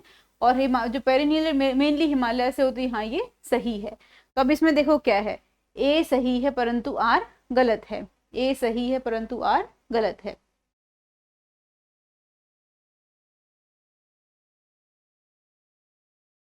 सी स्टेटमेंट ट्रू है, लेकिन जो हिमालयन की रिवर कहाँ से आती हैं, वो ग्लेशियर से उसका सोर्स होता है। नेक्स्ट क्वेश्चन क्या है, identify the correct statement regarding negative soil pollution. हम लोगों ने सॉइल पोल्यूशन जरूर पढ़ा है, लेकिन नेगेटिव और पॉजिटिव सॉइल पोल्यूशन रेयरली पढ़ा होगा, है ना। नेगेटिव सॉइल पोल्यूशन क्या होता है, जब सॉइल का इरोजन होता है या उसकी ओवर यूज की वजह से उसकी क्वालिटी खराब हो जाती है, this is called negative soil pollution. जब हम लोग पॉजिटिव सॉइल पोल्यूशन की बात करते हैं, इसमें जब हम कोई चीज ऊपर से ऐड कर देते हैं to destroy the quality of the soil, जैसे हम लोगों ने पेस्टिसाइड डाल दिए, इंसेक्टिसाइड डाल दिए उसके अंदर, या फिर फर्टिलाइजर्स डाल दिए, कुछ भी केमिकल उसके अंदर डाला, तो उसकी वजह से उसकी क्वालिटी अगर खराब होती है, this is called soil pollution. या उस कोई भी केमिकल डालने की वजह से अगर किसी और को कोई हार्मफुल इम्पैक्ट होता है, this is called soil pollution. अभी इसको हम देख लेते हैं। नेगेटिव सॉइल पोल्यूशन हमारा क्या कहता है, contamination of soil due to addition of insecticide, है ना। एडिशन ऑफ इंसेक्टिसाइड या कोई चीज बाहर से डाली है तो वो क्या है, पॉजिटिव सॉइल पोल्यूशन। तो हमारी ये स्टेटमेंट गलत हो गई। Reduction in soil productivity due to soil erosion, soil erode हुई, मतलब जो है मृदा का जो उत्पादकता में कमी हुई, इसके अपर्दन की वजह से, इसके इरोजन की वजह से, जो उसकी ऊपर की लेयर है वो बह गई, या फिर वो जो ऊपर की लेयर है वो धीरे धीरे खराब होती चली गई। उसके मतलब एक ही जैसी क्रॉप अगर हम बार बार एक ही जैसे प्लांटेशन अगर हम करते रहेंगे उसके ऊपर, तो धीरे धीरे की उसकी जो क्वालिटी है वो खराब होती चली जाएगी, उसकी फर्टिलिटी कम होती चली जाएगी। ये कहते हैं reduction in soil productivity due to soil erosion, ये सही है। Reduction in soil productivity due to addition of pesticide and herbicide, जब हम लोगों ने बाहर से कोई चीज ऐड की है, ऐड करने का मतलब क्या था हमारा, पॉजिटिव सॉइल पोल्यूशन, लेकिन यहाँ क्या पूछा है, नेगेटिव सॉइल पोल्यूशन। तो ये क्या हुआ, हमारा गलत हो गया हमारी स्टेटमेंट के अनुसार, ठीक है ना। स्टेटमेंट सही है, लेकिन प्रश्न की जरूरत क्या है, प्रश्न कहता है नेगेटिव सॉइल पोल्यूशन की बात करता है, पॉजिटिव की बात नहीं करता, या फिर अकेला सॉइल पोल्यूशन की बात नहीं करता। जब उसने नेगेटिव सॉइल पोल्यूशन बोला तो पहली और तीसरी स्टेटमेंट इसके अधीन नहीं आती हैं, तो सिर्फ दूसरी आती है, तो केवल 2 हुआ। केवल 2 कहाँ लिखा है, यहाँ लिखा है, तो ये इसका आंसर हो गया। अब हम थोड़ा सा पॉजिटिव सॉइल पोल्यूशन देख लेते हैं क्या है। जब हम लोग पॉजिटिव सॉइल पोल्यूशन की बात करते हैं, reduction in soil product due to addition of undesirable substances, undesirable जिसकी जरूरत नहीं है, जैसे एग्रोकेमिकल्स डाल दिए, इंडस्ट्रियल वेस्ट हो गया, इंडस्ट्रियल वेस्ट। पेप्सी के ऊपर बीच में बहुत साल पहले पेप्सिको कंपनी जो पेप्सी बनाती है, इसके ऊपर केस किया था फार्मर्स ने कि इन लोगों ने अपना जो भी इंडस्ट्रियल वेस्ट है ये वहाँ की नदी में ऐसे फ्लो कर देते हैं बिना उसको ट्रीट किए हुए। तो वो क्या करेगा, वो सॉइल पोल्यूशन तो कर ही रहा है, जहाँ जहाँ उसको फेंक दिया है, जहाँ उसको ऐसे फ्री फ्लो ही कर दिया है, वहाँ की सॉइल की फर्टिलिटी खत्म हो जाती है धीरे धीरे, या फिर वो बहुत टॉक्सिक हो जाती है, जहरीली हो जाती है। और वो जो वेस्ट है, इंडस्ट्रियल वेस्ट, जहाँ भी अगर वो बह के अगर किसी नदी में गया है या किसी भी वाटर बॉडी में गया, पॉन्ड्स हो गए, रिवर्स हो गए, या फिर कुछ और कोई भी वेल्स हैं वहाँ के, तो उसमें अगर वो जाके मिक्स हो जाते हैं तो वो वाटर पोल्यूशन भी करते हैं। इंडस्ट्रियल वेस्ट, एयर पॉल्यूटेंट्स जो एसिड रेन जब होती है, एसिड रेन इज जब बहुत सारा एयर पोल्यूशन होता है और बारिश जब होती है तो वो सारा पोल्यूशन पानी के साथ नीचे आ जाता है। जब वो नीचे आता है तो नीचे जितनी भी जो भी चीज़ें जो भी सॉइल है उसको वो खराब करना, इरोड करना शुरू कर देता है। एसिड रेन बहुत बड़ा रीज़न है ताजमहल के इरोड होने का, ताजमहल की जो पीला पड़ने का उसका, ठीक है ना। इसीलिए आगरा के आसपास की जितनी इंडस्ट्रीज थी उनको शिफ्ट करने की बात कही गई थी सुप्रीम कोर्ट के द्वारा। फॉल्टी सैनिटेशन है ना, फॉल्टी सैनिटेशन मतलब बहुत बहुत ज़्यादा उसमें एक्सेस ऑफ इरिगेशन कर दिया इसकी वजह से। तो ये सारे क्या हुए, ये पॉजिटिव सॉइल पोल्यूशन के रीज़न हुए। पॉजिटिव मतलब कुछ एक्स्ट्रा ऐड कर दो, नेगेटिव मतलब को जो है उसके अंदर से कुछ निकाल लो, ये नेगेटिव सॉइल पोल्यूशन है। हमारा प्रश्न क्या पूछता है, हमारा प्रश्न पूछता है नेगेटिव सॉइल पोल्यूशन। नेगेटिव का मतलब है कुछ निकाल लिया, निकाल लिया मतलब सॉइल का इरोजन हो गया। इरोजन होना का मतलब है उसके अंदर जितने भी हेल्दी न्यूट्रिएंट्स है, जो भी सॉइल को नई प्लांटेशन के लिए ज़रूरत है, वो सारे हम लोगों ने उसको ख़राब कर दिया है, उसकी जो लेयर है वो हमने ख़राब कर दी है। तो this is called soil erosion या उसका ओवर यूज़ की वजह से। इसलिए मिक्स फार्मिंग करवाई जाती है। मिक्स फार्मिंग का मतलब क्या है, जैसे वीट है तो वीट के साथ कोई भी राइजोबियम जाएगा, मतलब कोई भी लेग्यूमिनस प्लांट साथ में जाएगा। इसका मतलब क्या हो, वीट के साथ हम लोग ग्राम लगाते हैं, गेहूं के साथ हम लोग चना लगाते हैं, ताकि वो नाइट्रोजन फिक्स होता रहे उसके अंदर और ये दोनों के अंदर बैलेंस बना रहे। इसलिए वो जो मिक्स्ड क्रॉपिंग, दो क्रॉप एक साथ लगाते हैं, इसने ए ले लिया तो उसी ए को ये फिक्स कर देगा सॉइल के अंदर, तो इससे क्या है वो सर्कल एक हेल्दी बना रहता है। नेक्स्ट में आते हैं, नेक्स्ट क्वेश्चन क्या कहता है, Starlink is a satellite internet constellation designed and manufactured by which company? ये this has been in news, widely in news for a very long time, पिछले 4-5 साल से न्यूज़ में है ही ये। एलन मस्क की बात करें तो एलन मस्क तो हमेशा वैसे भी न्यूज़ में रहते हैं फॉर ए रीज़न और बी रीज़न। तो उनकी कंपनी है स्पेस एक्स, इसने क्या किया, स्टारलिंक सैटेलाइट इंटरनेट कॉन्स्टिलेशन बनाया है। जब हम लोग स्टार्स पढ़ते हैं तो क्या पढ़ते हैं, 1 स्टार 2 स्टार 3 स्टार। कॉन्स्टिलेशन क्या है, जब वो एक कोई इमेज बनाता है, जैसे अर्सा मेजर, अर्सा माइनर, ये बचपन में हम लोगों ने पढ़े होंगे ना, सप्तऋषि, तो ये इनको कहते हैं कॉन्स्टिलेशंस। अभी जब हम स्टारलिंक की बात करते हैं तो एक बहुत मज़ेदार पिक्चर दिखाती हूँ मैं आपको। This is the image.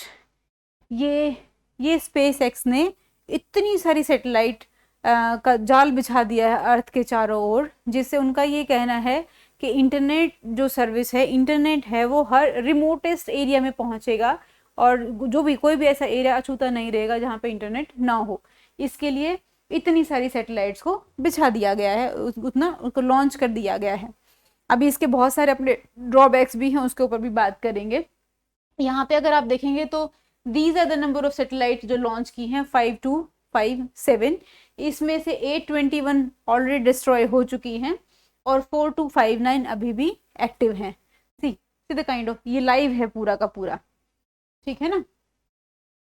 अभी इसका अगर हम लोग बात करें कि इसका क्रिटिसिज्म क्यों हो रहा है, क्यों लोग क्यों साइंटिस्ट बोलते हैं कि ये गलत है, ये इसलिए गलत है कि इनकी अपनी लाइफ है, इनकी लाइफ 5 इयर्स बोला गया है कि 5 साल सैटेलाइट की, एक सैटेलाइट की लाइफ है।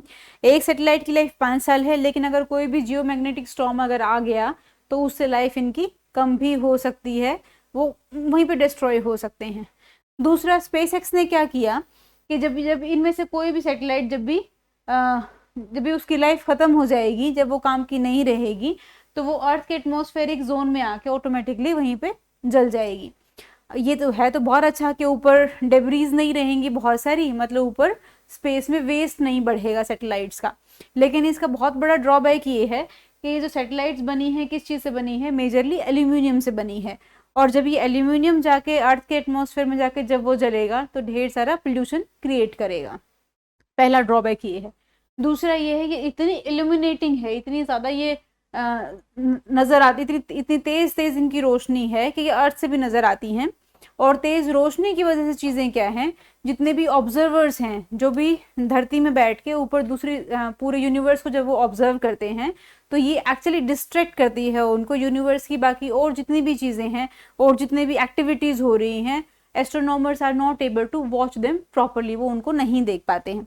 रीज़न बताते हैं क्यों नहीं देख पाते हैं, यहाँ से देखेंगे हम लोग।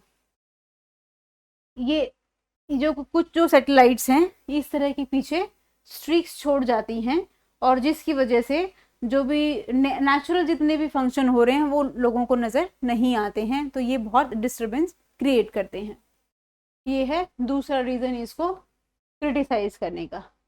तीसरा रीज़न की अगर हम लोग बात करें, यहाँ दिखेंगे सारे आपको। नेक्स्ट इज जो दूसरे देशों के जो सैटेलाइट्स हैं उनके साथ इनका कोलिजन हो जाता है ना। कोलिजन होने का मतलब है से ए कंट्री ने कोई सैटेलाइट भेजी और इधर से स्पेस एक्स की स्टारलिंक की कोई भी एक सैटेलाइट है, आपस में इनका कोलिजन होके और वो कोई भी एक डिजास्टर, स्पेस डिजास्टर क्रिएट कर सकता है, कॉज कर सकता है। तो ये भी है। नेक्स्ट इज साइंटिस्ट का कहना है कि वो जो एल्यूमिनियम का जो वेस्ट है या जलने के बाद जितना भी जो वेस्ट क्रिएट होगा ना, जो भी वेस्ट गैसेस की फॉर्म में या फिर पार्टिकल्स की फॉर्म में जितना भी वेस्ट क्रिएट होगा उसका हार्म कितना होगा धरती के ऊपर या उसके एटमॉस्फेयर के ऊपर, उसका पता लगाना बहुत कठिन है। अनदर इज एल्यूमिनियम का जो जला हुआ जो वेस्ट होगा वो ओजोन को डिप्लीट करता है, तो ये एक और बड़ा नुकसान है। अनदर थिंग इज जो इसकी इल्यूमिनेशन है, इल्यूमिनेशन मतलब जो इसका जो एकदम से जिस तरह से ये इल्यूमिनेट होता है, जिस तरीके से ये लाइट क्रिएट करता है, इसकी वजह से धरती का अपना एल्बिडो इफेक्ट है वो चेंज हो रहा है। वो इसका मतलब क्या है, जो उसका वापस जो भी कोई भी रेज आती हैं वापस जाने का जो अमाउंट है वो चेंज हो जाएगा। चेंज होने की वजह से अगेन क्लाइमेट इम्पैक्ट आएगा, और वो कितना इम्पैक्ट आएगा we are not in a position to calculate that. उसको कैलकुलेट करने की पोजिशन में हम लोग अभी नहीं हैं। तो ये था हमारा स्टारलिंक और SpaceX. Next is what is the basic principle of immunisation and vaccination. Vaccination हम लोग बचपन से क्या पढ़ते आए हैं कि जब हम छोटे होते हैं हमें पोलियो पिलाई जाती है या फिर हमें और इंजेक्शंस लगवाए जाते हैं ढेर सारे। तो वो वैक्सीनेशन इसलिए होती है ताकि कोई भी बीमारी आके हमारे ऊपर अटैक ना करे। हमारी बॉडी अपने आप में, हमारा इम्यून सिस्टम है जो हमारी रोग प्रतिरोधक क्षमता है वो अपने आप में बहुत स्ट्रॉन्ग हो जाए, और वो जो भी एंटीजन या बाहर से कोई भी पैथोजन अगर आए, तो मतलब कोई भी अगर वायरस, बैक्टीरिया या कुछ भी अगर हमारे ऊपर अटैक करता है तो हमारी बॉडी खुद इसको फाइट करके उससे और हम लोग उस बीमारी से बच जाएं। तो ये बेसिक काम होता है हमारी वैक्सीनेशन का। इम्यूनिटी क्या होती है? इम्यूनिटी वैक्सीनेशन बाहर से इंड्यूस की है। इम्यूनिटी क्या होती है? इम्यूनिटी हमारी अपनी रोग प्रतिरोधक क्षमता होती है।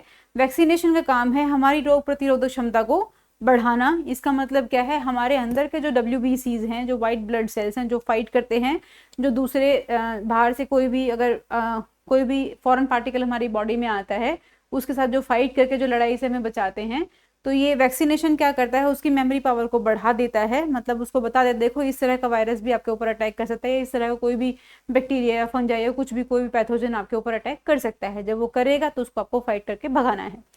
तो ये काम किसका होता है? वैक्सीनेशन का, कि वो हमारी इम्यूनिटी की मेमोरी को बढ़ा रहा है, उसके जो उसके ज्ञान चक्षु को खोल रहा है। कहता है कि भैया जब भी कोई इस तरह का पार्टिकल आएगा उसको सिर्फ भगाना है, वो हमारी सेहत के लिए अच्छा नहीं है।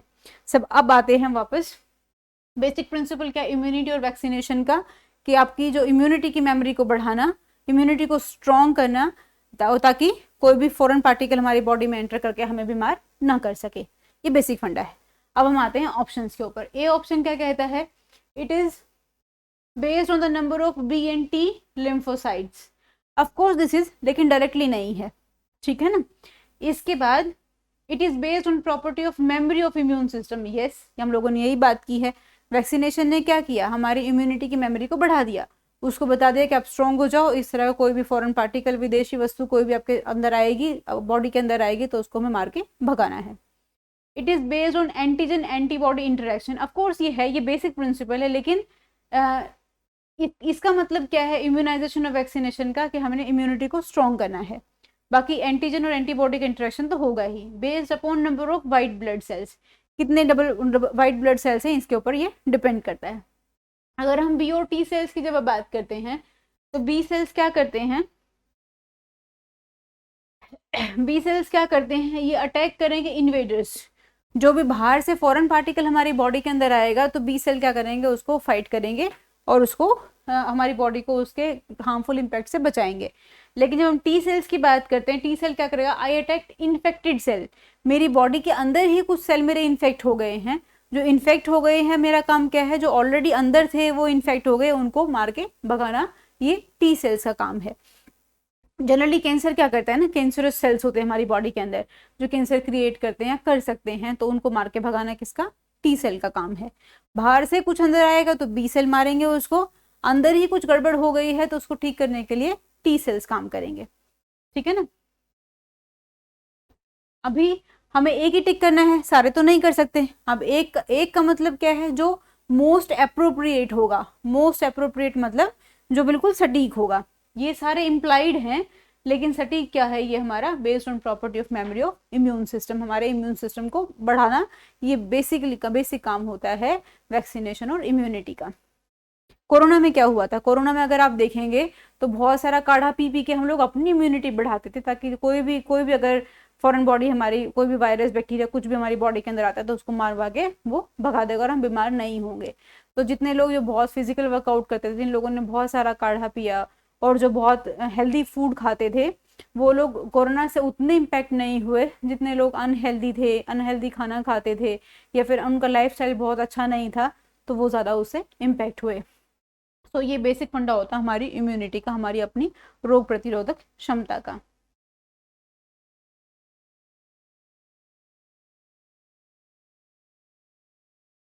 Which of the following is not true regarding, इस तरह के प्रश्न जब आते हैं तो प्रश्न को ध्यान से पढ़ेंगे हम। इसने क्या पूछा, इसने ट्रू नहीं पूछा, इसने पूछा नॉट ट्रू। और जब भी ऐसा प्रश्न आएगा, नोट को आप गोला गोला कर लेंगे पेंसिल से या पेन से, तो इससे आपको हमेशा याद रहेगा कि हमें नोट ट्रू बताना है और ट्रू नहीं बताना है, ठीक है ना। अक्सर हम गलती करते पढ़ते पढ़ते, यार ये भी सही है, ये भी सही है, ये भी सही है, और हम लोग आंसर गलत लिख देते हैं। So which of the following is not true regarding biological farming, biological farming जिसमें केमिकल्स का इस्तेमाल नहीं होता हो, ठीक है ना। आओ, farmers understand the webs of interaction among organisms, जो भी हमारे डिफरेंट ऑर्गेनिजम्स है, इनकी आपस का इंटर रिलेशन समझ में आता है। इंटर रिलेशन का मतलब क्या है कि जैसे कोई भी फूल खिला है ना, या फिर कोई भी किसी भी, जैसे हम सरसों की बात करते हैं तो सरसों के पहले फूल आए, फूल आने के बाद ढेर सारे इंसेक्ट्स आते हैं।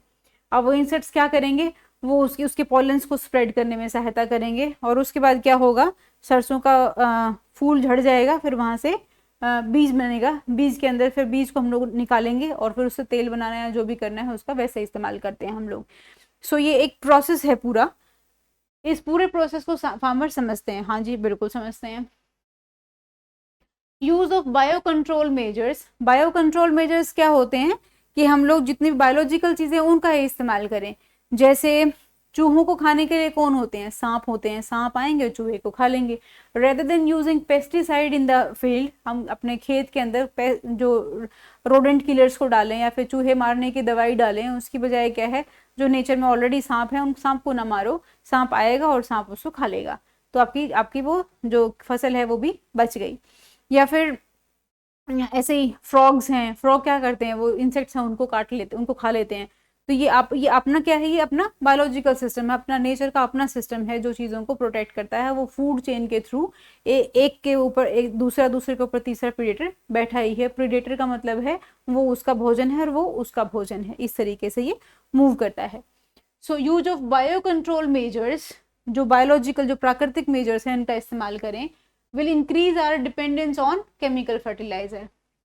कैसे हो सकता है ये, है ना, जो जैविक तंत्र हैं, जो भी बायोलॉजिकल कंट्रोल के जो मेजर्स हैं, ये जैसे हम अगर हमारे पास सांप होंगे और सांप चूहे को खा लेगा तो चूहे मारने दवाई डालने की जरूरत ही नहीं है, और सांप तो फसल नहीं खाता है, तो हमारा जो केमिकल्स के ऊपर डिपेंडेंस कम हुई कि ज़्यादा हुई, कम हुई ना ऑफ कोर्स, क्योंकि आप ऑलरेडी वो नेचर ने वैसा फूड चेन बना दिया है तो आपको केमिकल्स की जरूरत नहीं पड़ रही, वो आपस में वैसे ही वो बैलेंस आउट होता चला गया। तो ये स्टेटमेंट क्या हो गई, गलत हो गई। अभी आगे पढ़ने की जरूरत नहीं है आपको, क्यों नहीं है, क्योंकि आपने क्या नोट ट्रू एक ही बताना है, तो क्या हो गया, हमारा आंसर बी हो गया। अब सी पर लेते हैं, क्या है, farmers become familiar with the various life forms that inhabit in the field. Of course जितनी भी लाइफ फॉर्म्स होंगी, लाइफ फॉर्म अलग अलग तरीके के जीव जंतु होंगे जो भी खेत के अंदर होंगे, उन सबको जितने भी लिविंग थिंग्स जितने भी होंगे उन सबको फार्मर समझता है, जो भी खेत में अवेलेबल होंगी। जैसे हम लोग वीड्स की बात करें, खरपतवार, जो एक्स्ट्रा चीज़ें क्रॉप्स के साथ उग जाती हैं, या फिर हम लोग इंसेक्ट्स की बात करें, जैसे हनी बीज होगी या ग्रास होपर्स हैं, है ना, या वो टिड्डे। इसके अलावा हम चूहों की बात करें या फिर हम लोग सांप की बात करें, इसके अलावा और जितनी जितनी भी चीज़ें वो आपस में जो भी इंटर रिलेटेड होती खेत में पाई जाती हैं, उन सब के साथ वो विद टाइम वो इनके साथ वो फेमिलियर हो जाते हैं, उनको पता होता है। Farmers become aware of life cycles and feeding habits of organisms.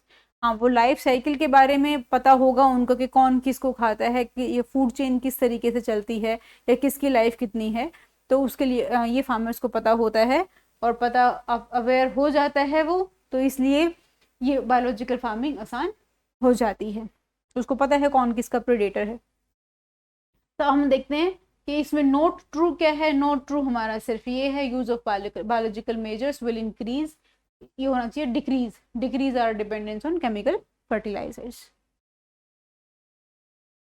प्रश्न कठिन नहीं है, इट्स लाइक कि हमने पढ़ा कैसे है उसको और हमने उसको एड्रेस कैसे किया है। हर बार सब चीज़ें पता होना ज़रूरी नहीं होता, ऐसा नहीं होता कि हमें सब कुछ पता होगा पहले से ही। बहुत सारी चीज़ें हम लोग इम्प्लाइड लेके चलते हैं, मतलब जो हमारी प्रीवियस नॉलेज है उसका इस्तेमाल करते हुए हम लोग क्वेश्चंस को सॉल्व करते हैं और हमारे क्वेश्चन सॉल्व हो भी जाते हैं। A boy records 400 joules of work, है ना, वर्क डन कितना हुआ हमारा, sorry 4000 joules is required to transfer 10 coulombs of charge. Charge कितना है हमारा 10 coulombs between 2 points of a resistor, मतलब रेजिस्टेंस कितना है, ये रजिस्टर क्या है, रेजिस्टेंस है 50 ohm. The current passing through is I, निकालना है आपको। अब इसका फॉर्मूला देखो क्या होता है, W is equal to Q V, work done is equal to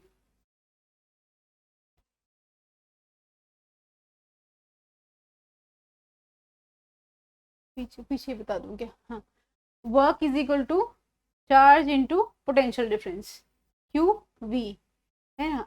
work done कितना था हमारा 4000 जूल्स, चार्ज कितना था 10 कूलम्स, और पोटेंशियल डिफरेंस नहीं मालूम। पोटेंशियल डिफरेंस होता क्या है, V is equal to I R, potential difference is equal to current into resistance, है ना। अभी हमें करंट निकालना है, I is equal to V by R. हमने क्या किया, ये हो गया 10 आई आर, हम आर हमें पता है 50 है,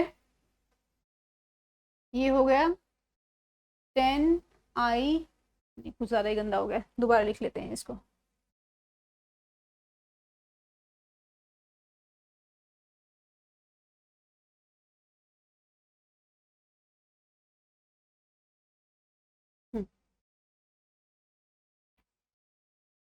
W is equal to charge into potential difference, V is equal to I R, Q is equal to I, ये V की जगह आई आर आ गया, ये W हमारा था ही, और ये हमें I निकालना है, दिस इज रिक्वायर्ड। और हम क्या करेंगे, ये मल्टीप्लाई में है तो यहाँ आके डिवाइड में चले गए, और ये आपका हो गया I। अब इनकी सबकी वैल्यू हम लोग यहाँ पुट कर देंगे। वैल्यू पुट करने का मतलब क्या है, W हमारा था 4000, तो ये हो गया 4000। इसके नीचे चार्ज हमारा कितना था 10, रेजिस्टेंस कितना था हमारा 50, और ये हमारा हो गया I। इसको अगर हम सॉल्व करेंगे तो ये आ गया 8 यूनिट्स, ये आ गया हमारा 8 यूनिट्स। 8 यूनिट करंट है, करंट किस में होता है, current is in ampere, current की यूनिट है एम्पियर, तो 8 एम्पियर किस में आता है, 8 एम्पियर आता है C, तो हमारा C आंसर है इसका।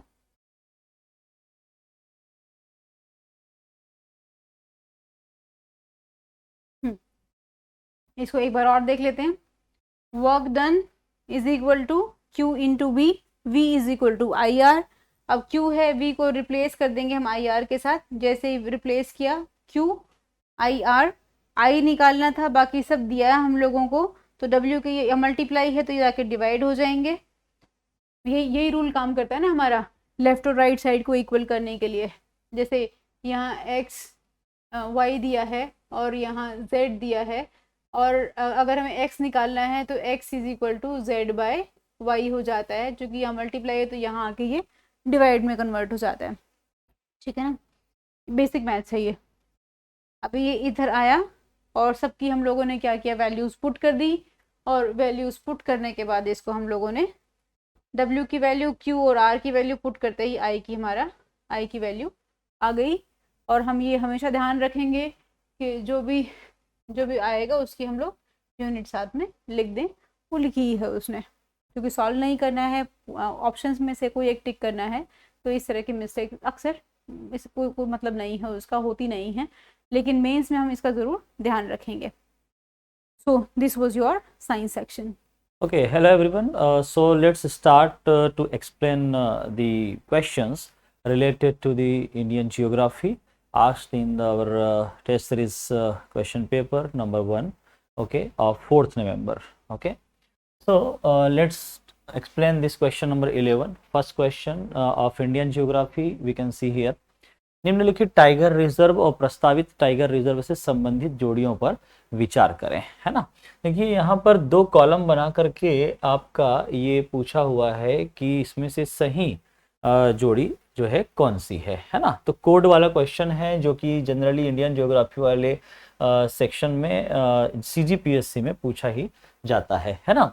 सो रानीपुर उत्तर प्रदेश, ये बिल्कुल सही है आपका वन्य जीव अभ्यारण्य यानी कि wild life sanctuary Ranipur. Okay, ये आपको ध्यान में रखना है कि इसको घोषित किया गया है अभी टाइगर रिजर्व। ओके, देन आपका डेबरीगढ़ जो है ये भी आपका मान के चलें कि जो नेशनल टाइगर कंजर्वेशन अथॉरिटी है NTCA, उसके द्वारा ये डेबरीगढ़ को जो है टाइगर रिजर्व बनाने की जो घोषणा की गई है हाल फिलहाल में, है ना, उसको भी जो है सुनिश्चित कर दिया गया है। वहीं पर आपका जो राजस्थान का धौलपुर करौली है ये भी आपका 54th टाइगर रिजर्व आप मान के चलें भारत देश का। ठीक, ये तीनों चीज़ें अभी हाल फिलहाल में आपके सामने न्यूज़ में रहे हैं। ओके, तो तीनों बिल्कुल सही सुमेलित हुआ है, यानी कि आपके उपरोक्त सभी जोड़े जो हैं वो सुमेलित हैं, तो आपका ऑप्शन नंबर C ये करेक्ट आंसर आपका होता है ना। फिर क्वेश्चन नंबर 12 में चलते हैं। क्वेश्चन नंबर 12 आपका चक्रवात के ऊपर यहाँ पर आ रहा है। उष्णकटिबंधीय चक्रवातों के संबंध में निम्नलिखित कथनों पर विचार करें। ओके, देखिए कि चक्रवात के बारे में क्या कह रहा है। नंबर 1, चक्रवात के केंद्र में एक आंख बनती है जिसमें बहुत अधिक वायु दाब होता है। फिर स्टेटमेंट नंबर 2 जो है वो है, जब वे जमीन से टकराते हैं तो उनकी तीव्रता आमतौर पर कम हो जाती है। देखिए चक्रवात जो होता है इसकी विशेषता ये है कि ये कम वायुमंडलीय दाब जो है की वजह से यहाँ पर निर्मित होता है। ठीक है, तो कम वायुमंडलीय दाब का होना और उच्च वर्षा का होना, ऐसा जो क्षेत्र है जहां पर निर्मित होता है, ठीक, तब वो आपका चक्रवात जो है कहलाता है। High rainfall and low atmospheric pressure is the basic feature of this cyclones. Okay, और दूसरी बात ये कि जब चक्रवात बनता है तो ये बिल्कुल सही स्पष्ट बात है कि एक आंख बनती है ना। ये एक्चुअल में जो साफ एक आसमान वहां पर होती है, और फिर जब हाई रेनफॉल और लो आपके एटमॉस्फेरिक प्रेशर बने तो एक आपका इस तरीके से आंख की आकृति का ऐसा एक बन जाता है, और ये साइक्लोन इस तरीके से निर्मित होता है। ओके, दूसरी बात ये कि जैसे जैसे ये फिर आपका जो है आगे बढ़ती जाती है चक्रवात और फिर जमीन से टकराती जाती है, तो जाहिर सी बात है इसकी स्पीड जो है, तीव्रता, इंटेंसिटी जो है वो क्या होती है, इसकी कम होती जाती है। ओके, तो यहाँ पर जो है आपका पहला जो स्टेटमेंट है यहाँ पे कह रहा है कि अधिक वायु दाब होता है, जो कि गलत बात है। तो ये आपका वाक्य जो है क्या हो जाता है, गलत हो जाता है ना। और जमीन से टकराते हैं तो उनकी तीव्रता आमतौर पर कम हो ही जाती है। ओके, तो इस कथन में कौन सा सही है अगर देखा जाए तो केवल आपका 2 जो है वो सही है, यानी कि ऑप्शन नंबर बी जो है इसका सही उत्तर होगा।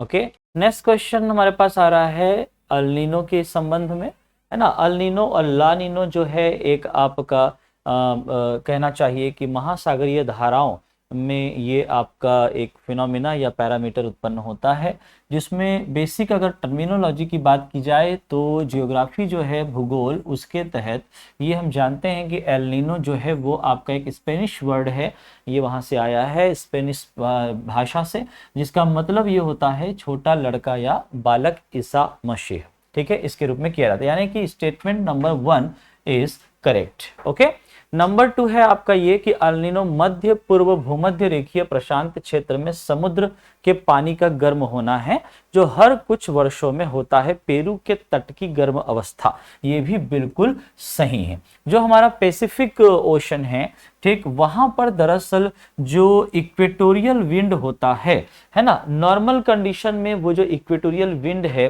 जैसे अगर मैं आपको यहाँ पर थोड़ा बताना चाहूँ, नॉर्मल कंडीशन में क्या होगा कि जैसे देखिए ये आपका वर्ल्ड का एक मैप मान के चले, और ये यहाँ पर जो है इतना हिस्सा जो दिख रहा है ये आपका पैसिफिक या प्रशांत महासागरीय क्षेत्र है।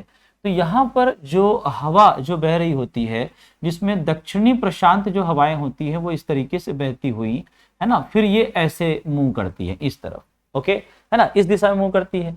तब नॉर्मल कंडीशन में ये होता है कि जो आपकी गर्म धाराएं जो हैं, ठीक है ना, वो महासागरीय धाराएं ये टुवर्ड्स वेस्ट आपकी मूव होती हैं, ओके, नॉर्मल कंडीशन में। लेकिन वहीं पर जब अल नीनो की यहाँ पे उत्पत्ति होती है तो होता ये है कि ये जो हवाएं जब ऐसे बहती हैं तो वीक यानी कि जो कमजोर हवाएं होती हैं, वो कमजोर हवाएं जो गर्म पानी की जो धारा है, गर्म महासागरीय धारा है ना, उसको पूर्व की तरफ क्या करती हैं, लेकर के चली जाती हैं। तो जब पूर्व की तरफ ये लेकर के चले जाएं, जो कि पूरा ये घटना कहां पर हो रही है, प्रशांत महासागरीय क्षेत्र में हो रही है, तो प्रशांत महासागर से इस तरफ आएंगे तो फिर आपका क्या है, आपका जो है उत्तरी अमेरिका, है ना, दक्षिणी अमेरिका, और उसके बाद फिर आपके जो है ये आपके देखिए लाइक ये आपका उत्तरी अमेरिका, ये दक्षिणी अमेरिका, फिर आगे बढ़ोगे तो फिर आपका एशिया, अफ्रीका और फिर इंडिया, इस तरीके से आता है। तो जनरली भारत में जो अल नीनो की घटना है वो मानसून के वक्त,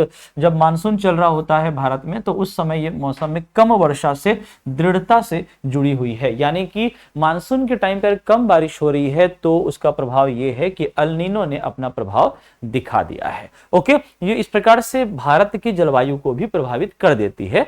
यहां पर ये तीनों कंडीशन जो है वो आपके करेक्ट हैं, ओके, और इसके आधार पर यहां पर अगर पूछा गया है कि कौन सा कथन गलत है, तो यहां पर हम ये देखें कि यहां पर तीनों कंडीशन सही हैं, यानी कि उपरोक्त में से कोई नहीं हमारा यहां पर उचित उत्तर होगा।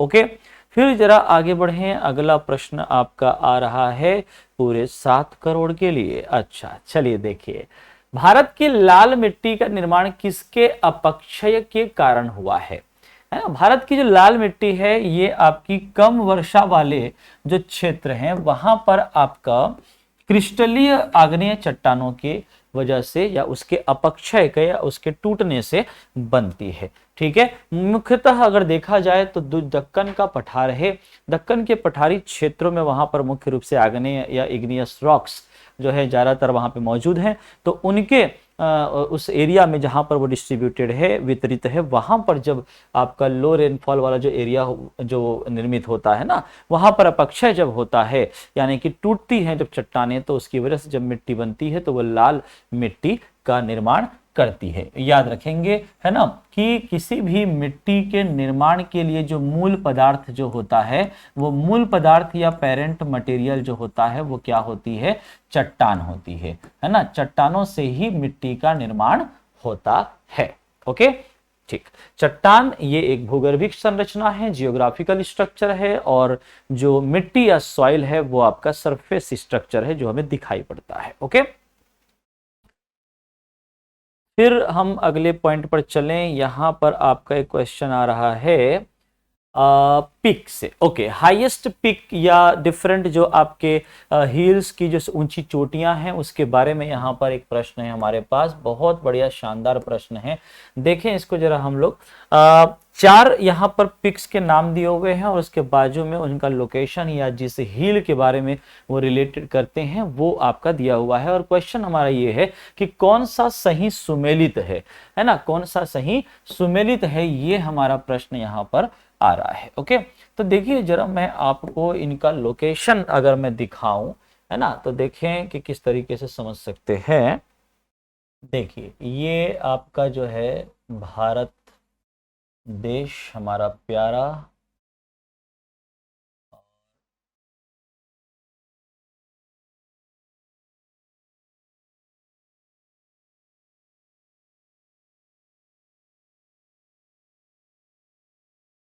चलिए ये कुछ इस तरीके से हम लोग समझ लेते हैं, है ना। देखें जो ऑप्शंस हमारे पास हैं उसके हिसाब से अगर देखा जाए, महेंद्रगिरी जो है वो आपका पड़ता है कहां पर, ये महेंद्रगिरी है जो कि उड़ीसा वाले एरिया में पड़ेगा। ठीक है, महेंद्रगिरी कहां पर, उड़ीसा। देन आपका यहां पर नीलगिरी पर्वत आता है। ठीक, और इस दिशा में अगर हम लोग आएंगे जो कि आपका महाराष्ट्र से लेकर के गोवा, कर्नाटक, है ना, और उसके बाद फिर आपका केरल, तमिलनाडु, ये अगर हम लोग देखें तो ये सह्याद्री पर्वत पूरा विस्तार है। ठीक है, महाराष्ट्र से लेकर के गोवा, कर्नाटक तक ये आपका सह्याद्री पर्वत है। और यहां से नीचे आ जाते हो तो ये अन्नामलाई पर्वत श्रेणी है। अन्नामलाई पर्वत श्रेणी में आपको जो है अनाईमुड़ी ये चोटी मिलेगी, केरल के दक्षिण पश्चिमी हिस्से में आपको मिलेगी। ठीक है, ये अनाईमुड़ी केरल वाली तरफ आपका पड़ता है। ओके, ठीक है, ये रहा, ये अनाईमुड़ी है। दोदा बेटा ये तमिलनाडु में, ये जो नीलगिरी पहाड़ी हमको दिख रही है, ये नीलगिरी वाला जो हिस्सा है इसमें इसकी सबसे ऊंची चोटी है दोदा बेटा। ओके, जो कि ऊटी वाले क्षेत्र में पड़ता है, ऊटी उतकबंध। ओके, तो ये आपका नीलगिरी का हो गया।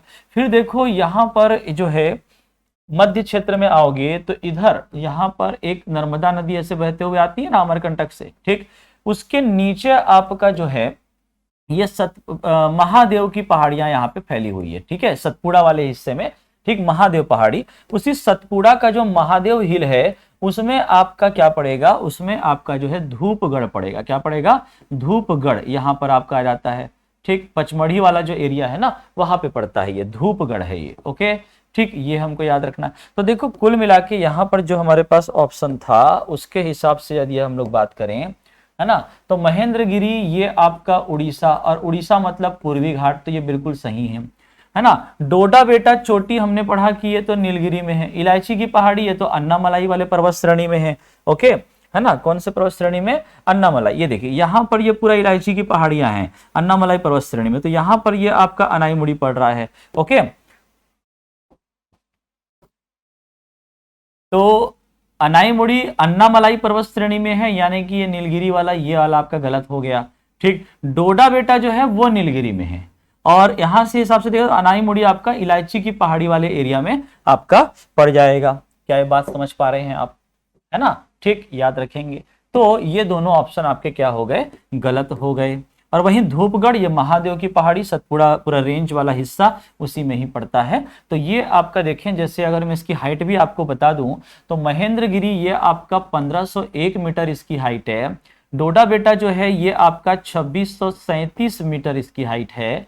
अनाईमुड़ी आपका 2695 मीटर इसकी हाइट है। और धूपगढ़ जो है वो 1352 मीटर इसकी ऊंचाई है। ओके, है ना। तो ये जो आपका महेंद्रगिरी है, ठीक, ये उड़ीसा वाले हिस्से में जाओगे तो वहां पर ये आपकी ऊंची चोटियों में से एक 1501 मीटर। डोडा बेटा ये आपकी नीलगिरी की सबसे ऊंची चोटी है, डोडा बेटा। ओके, और दक्षिण भारत की सबसे ऊंची चोटी कौन सी है, अनाईमुड़ी है, जो कि 2695 मीटर है, याद रखेंगे, जो कि अन्नामलाई पर्वत श्रेणी की सबसे ऊंची चोटी है। और धूपगढ़ की बात करोगे तो ये आपका सतपुड़ा की ऊंची चोटियों में से एक, महादेव पहाड़ी में स्थित उसकी सबसे ऊंची चोटी। पचमढ़ी वाले एरिया में आपका ये पड़ता है, पचमढ़ी होशंगाबाद आपका पड़ेगा मध्य प्रदेश में। ठीक है, तो ये आपका देख सकते हैं कि ऑप्शन नंबर 1 और 4 बिल्कुल सही है और 2 और 3 गलत है। पूछा है कौन सा सही सुमेलित है, तो कौन सा सही सुमेलित है, 1 और 4, यानी कि आपका ऑप्शन नंबर डी जो है वो करेक्ट आंसर आपका होगा। ओके, चलिए नेक्स्ट क्वेश्चन आपका आ जाता है जो है आपका ओके, तटों से आपका कोस्टल जो प्लेन्स है, कोस्टल जो रीजन है उससे प्रश्न आया हुआ है। पश्चिमी तटीय मैदानों की निम्नलिखित तटों को उत्तर से दक्षिण तक, ओके, उत्तर से दक्षिण हमको पूछा गया है ना, ठीक है, जैसा क्वेश्चन उसके हिसाब से आप ध्यान रखिएगा, उत्तर से दक्षिण हमको जाना है। ओके, एक बार फिर से जरा मैप हम लोग देख लेते हैं, आपको चीजें समझ में आ जाएंगी।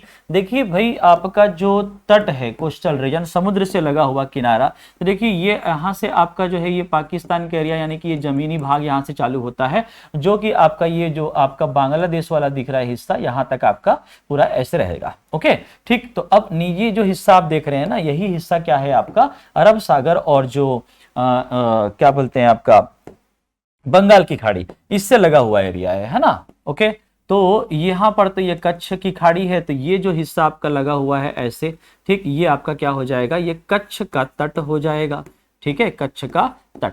फिर ये गुजरात का ये जो आपका ये वाला हिस्सा लगा हुआ है ना, यही आपका क्या है, ये काठियावाड़ है। ओके, क्या है ये, काठियावाड़ तट है ना। फिर ये महाराष्ट्र, गोवा, कर्नाटक तक आओगे तो महाराष्ट्र गोवा वाला जो एरिया है इसको हम कोंकण तट कहते हैं। कौन सा तट कहेंगे, कोंकण तट ये कहलाता है, महाराष्ट्र है ना, और आपका गोवा वाला। और कर्नाटक वाला कुछ हिस्सा है वो आपका सोनार तट कहलाता है। क्या कहलाता है, सोनार तट। और उसके नीचे आओगे तो पूरा ये जो केरल वाला हिस्सा है ये आपका क्या है, मालाबार तट। ओके, तो आप देख लीजिए कि सबसे पहले कच्छ का तट आ रहा है, फिर काठियावाड़ आ रहा है, फिर आपका जो है कोंकण आ रहा है, और फिर आपका मालाबार, है ना। तो ऑप्शन के हिसाब से अगर चलें तो देखिए, कच्छ का तट सबसे पहले मतलब आ रहा है आपका 3, कच्छ के नीचे आपका काठियावाड़, फिर आपका कोंकण, और उसके बाद फिर तो 3, 1, 2, 4, ये आपका ऑप्शन नंबर 1 जो है वो क्या है, सबसे सही जवाब आपका है। ओके, और फिर अगला प्रश्न अगर देखें, ये एक एक्सप्लेनेशन में आपको ये प्रोवाइड किया गया है, मैप आपको दिख रहा है जो मैंने अभी आपको समझाया। ओके, तो ये आपका कंप्लीट होता है क्या, जियोग्राफी से रिलेटेड जो क्वेश्चंस हैं वो हमने यहाँ पे एक्सप्लेनेशन देखा। ओके, और कोई अगर आपका क्वेश्चन हो या और कोई विस्तार से व्याख्या आपको चाहिए हो तो जरूर कमेंट में हमें क्वेश्चन आप कर सकते हैं। Okay, thank you so much.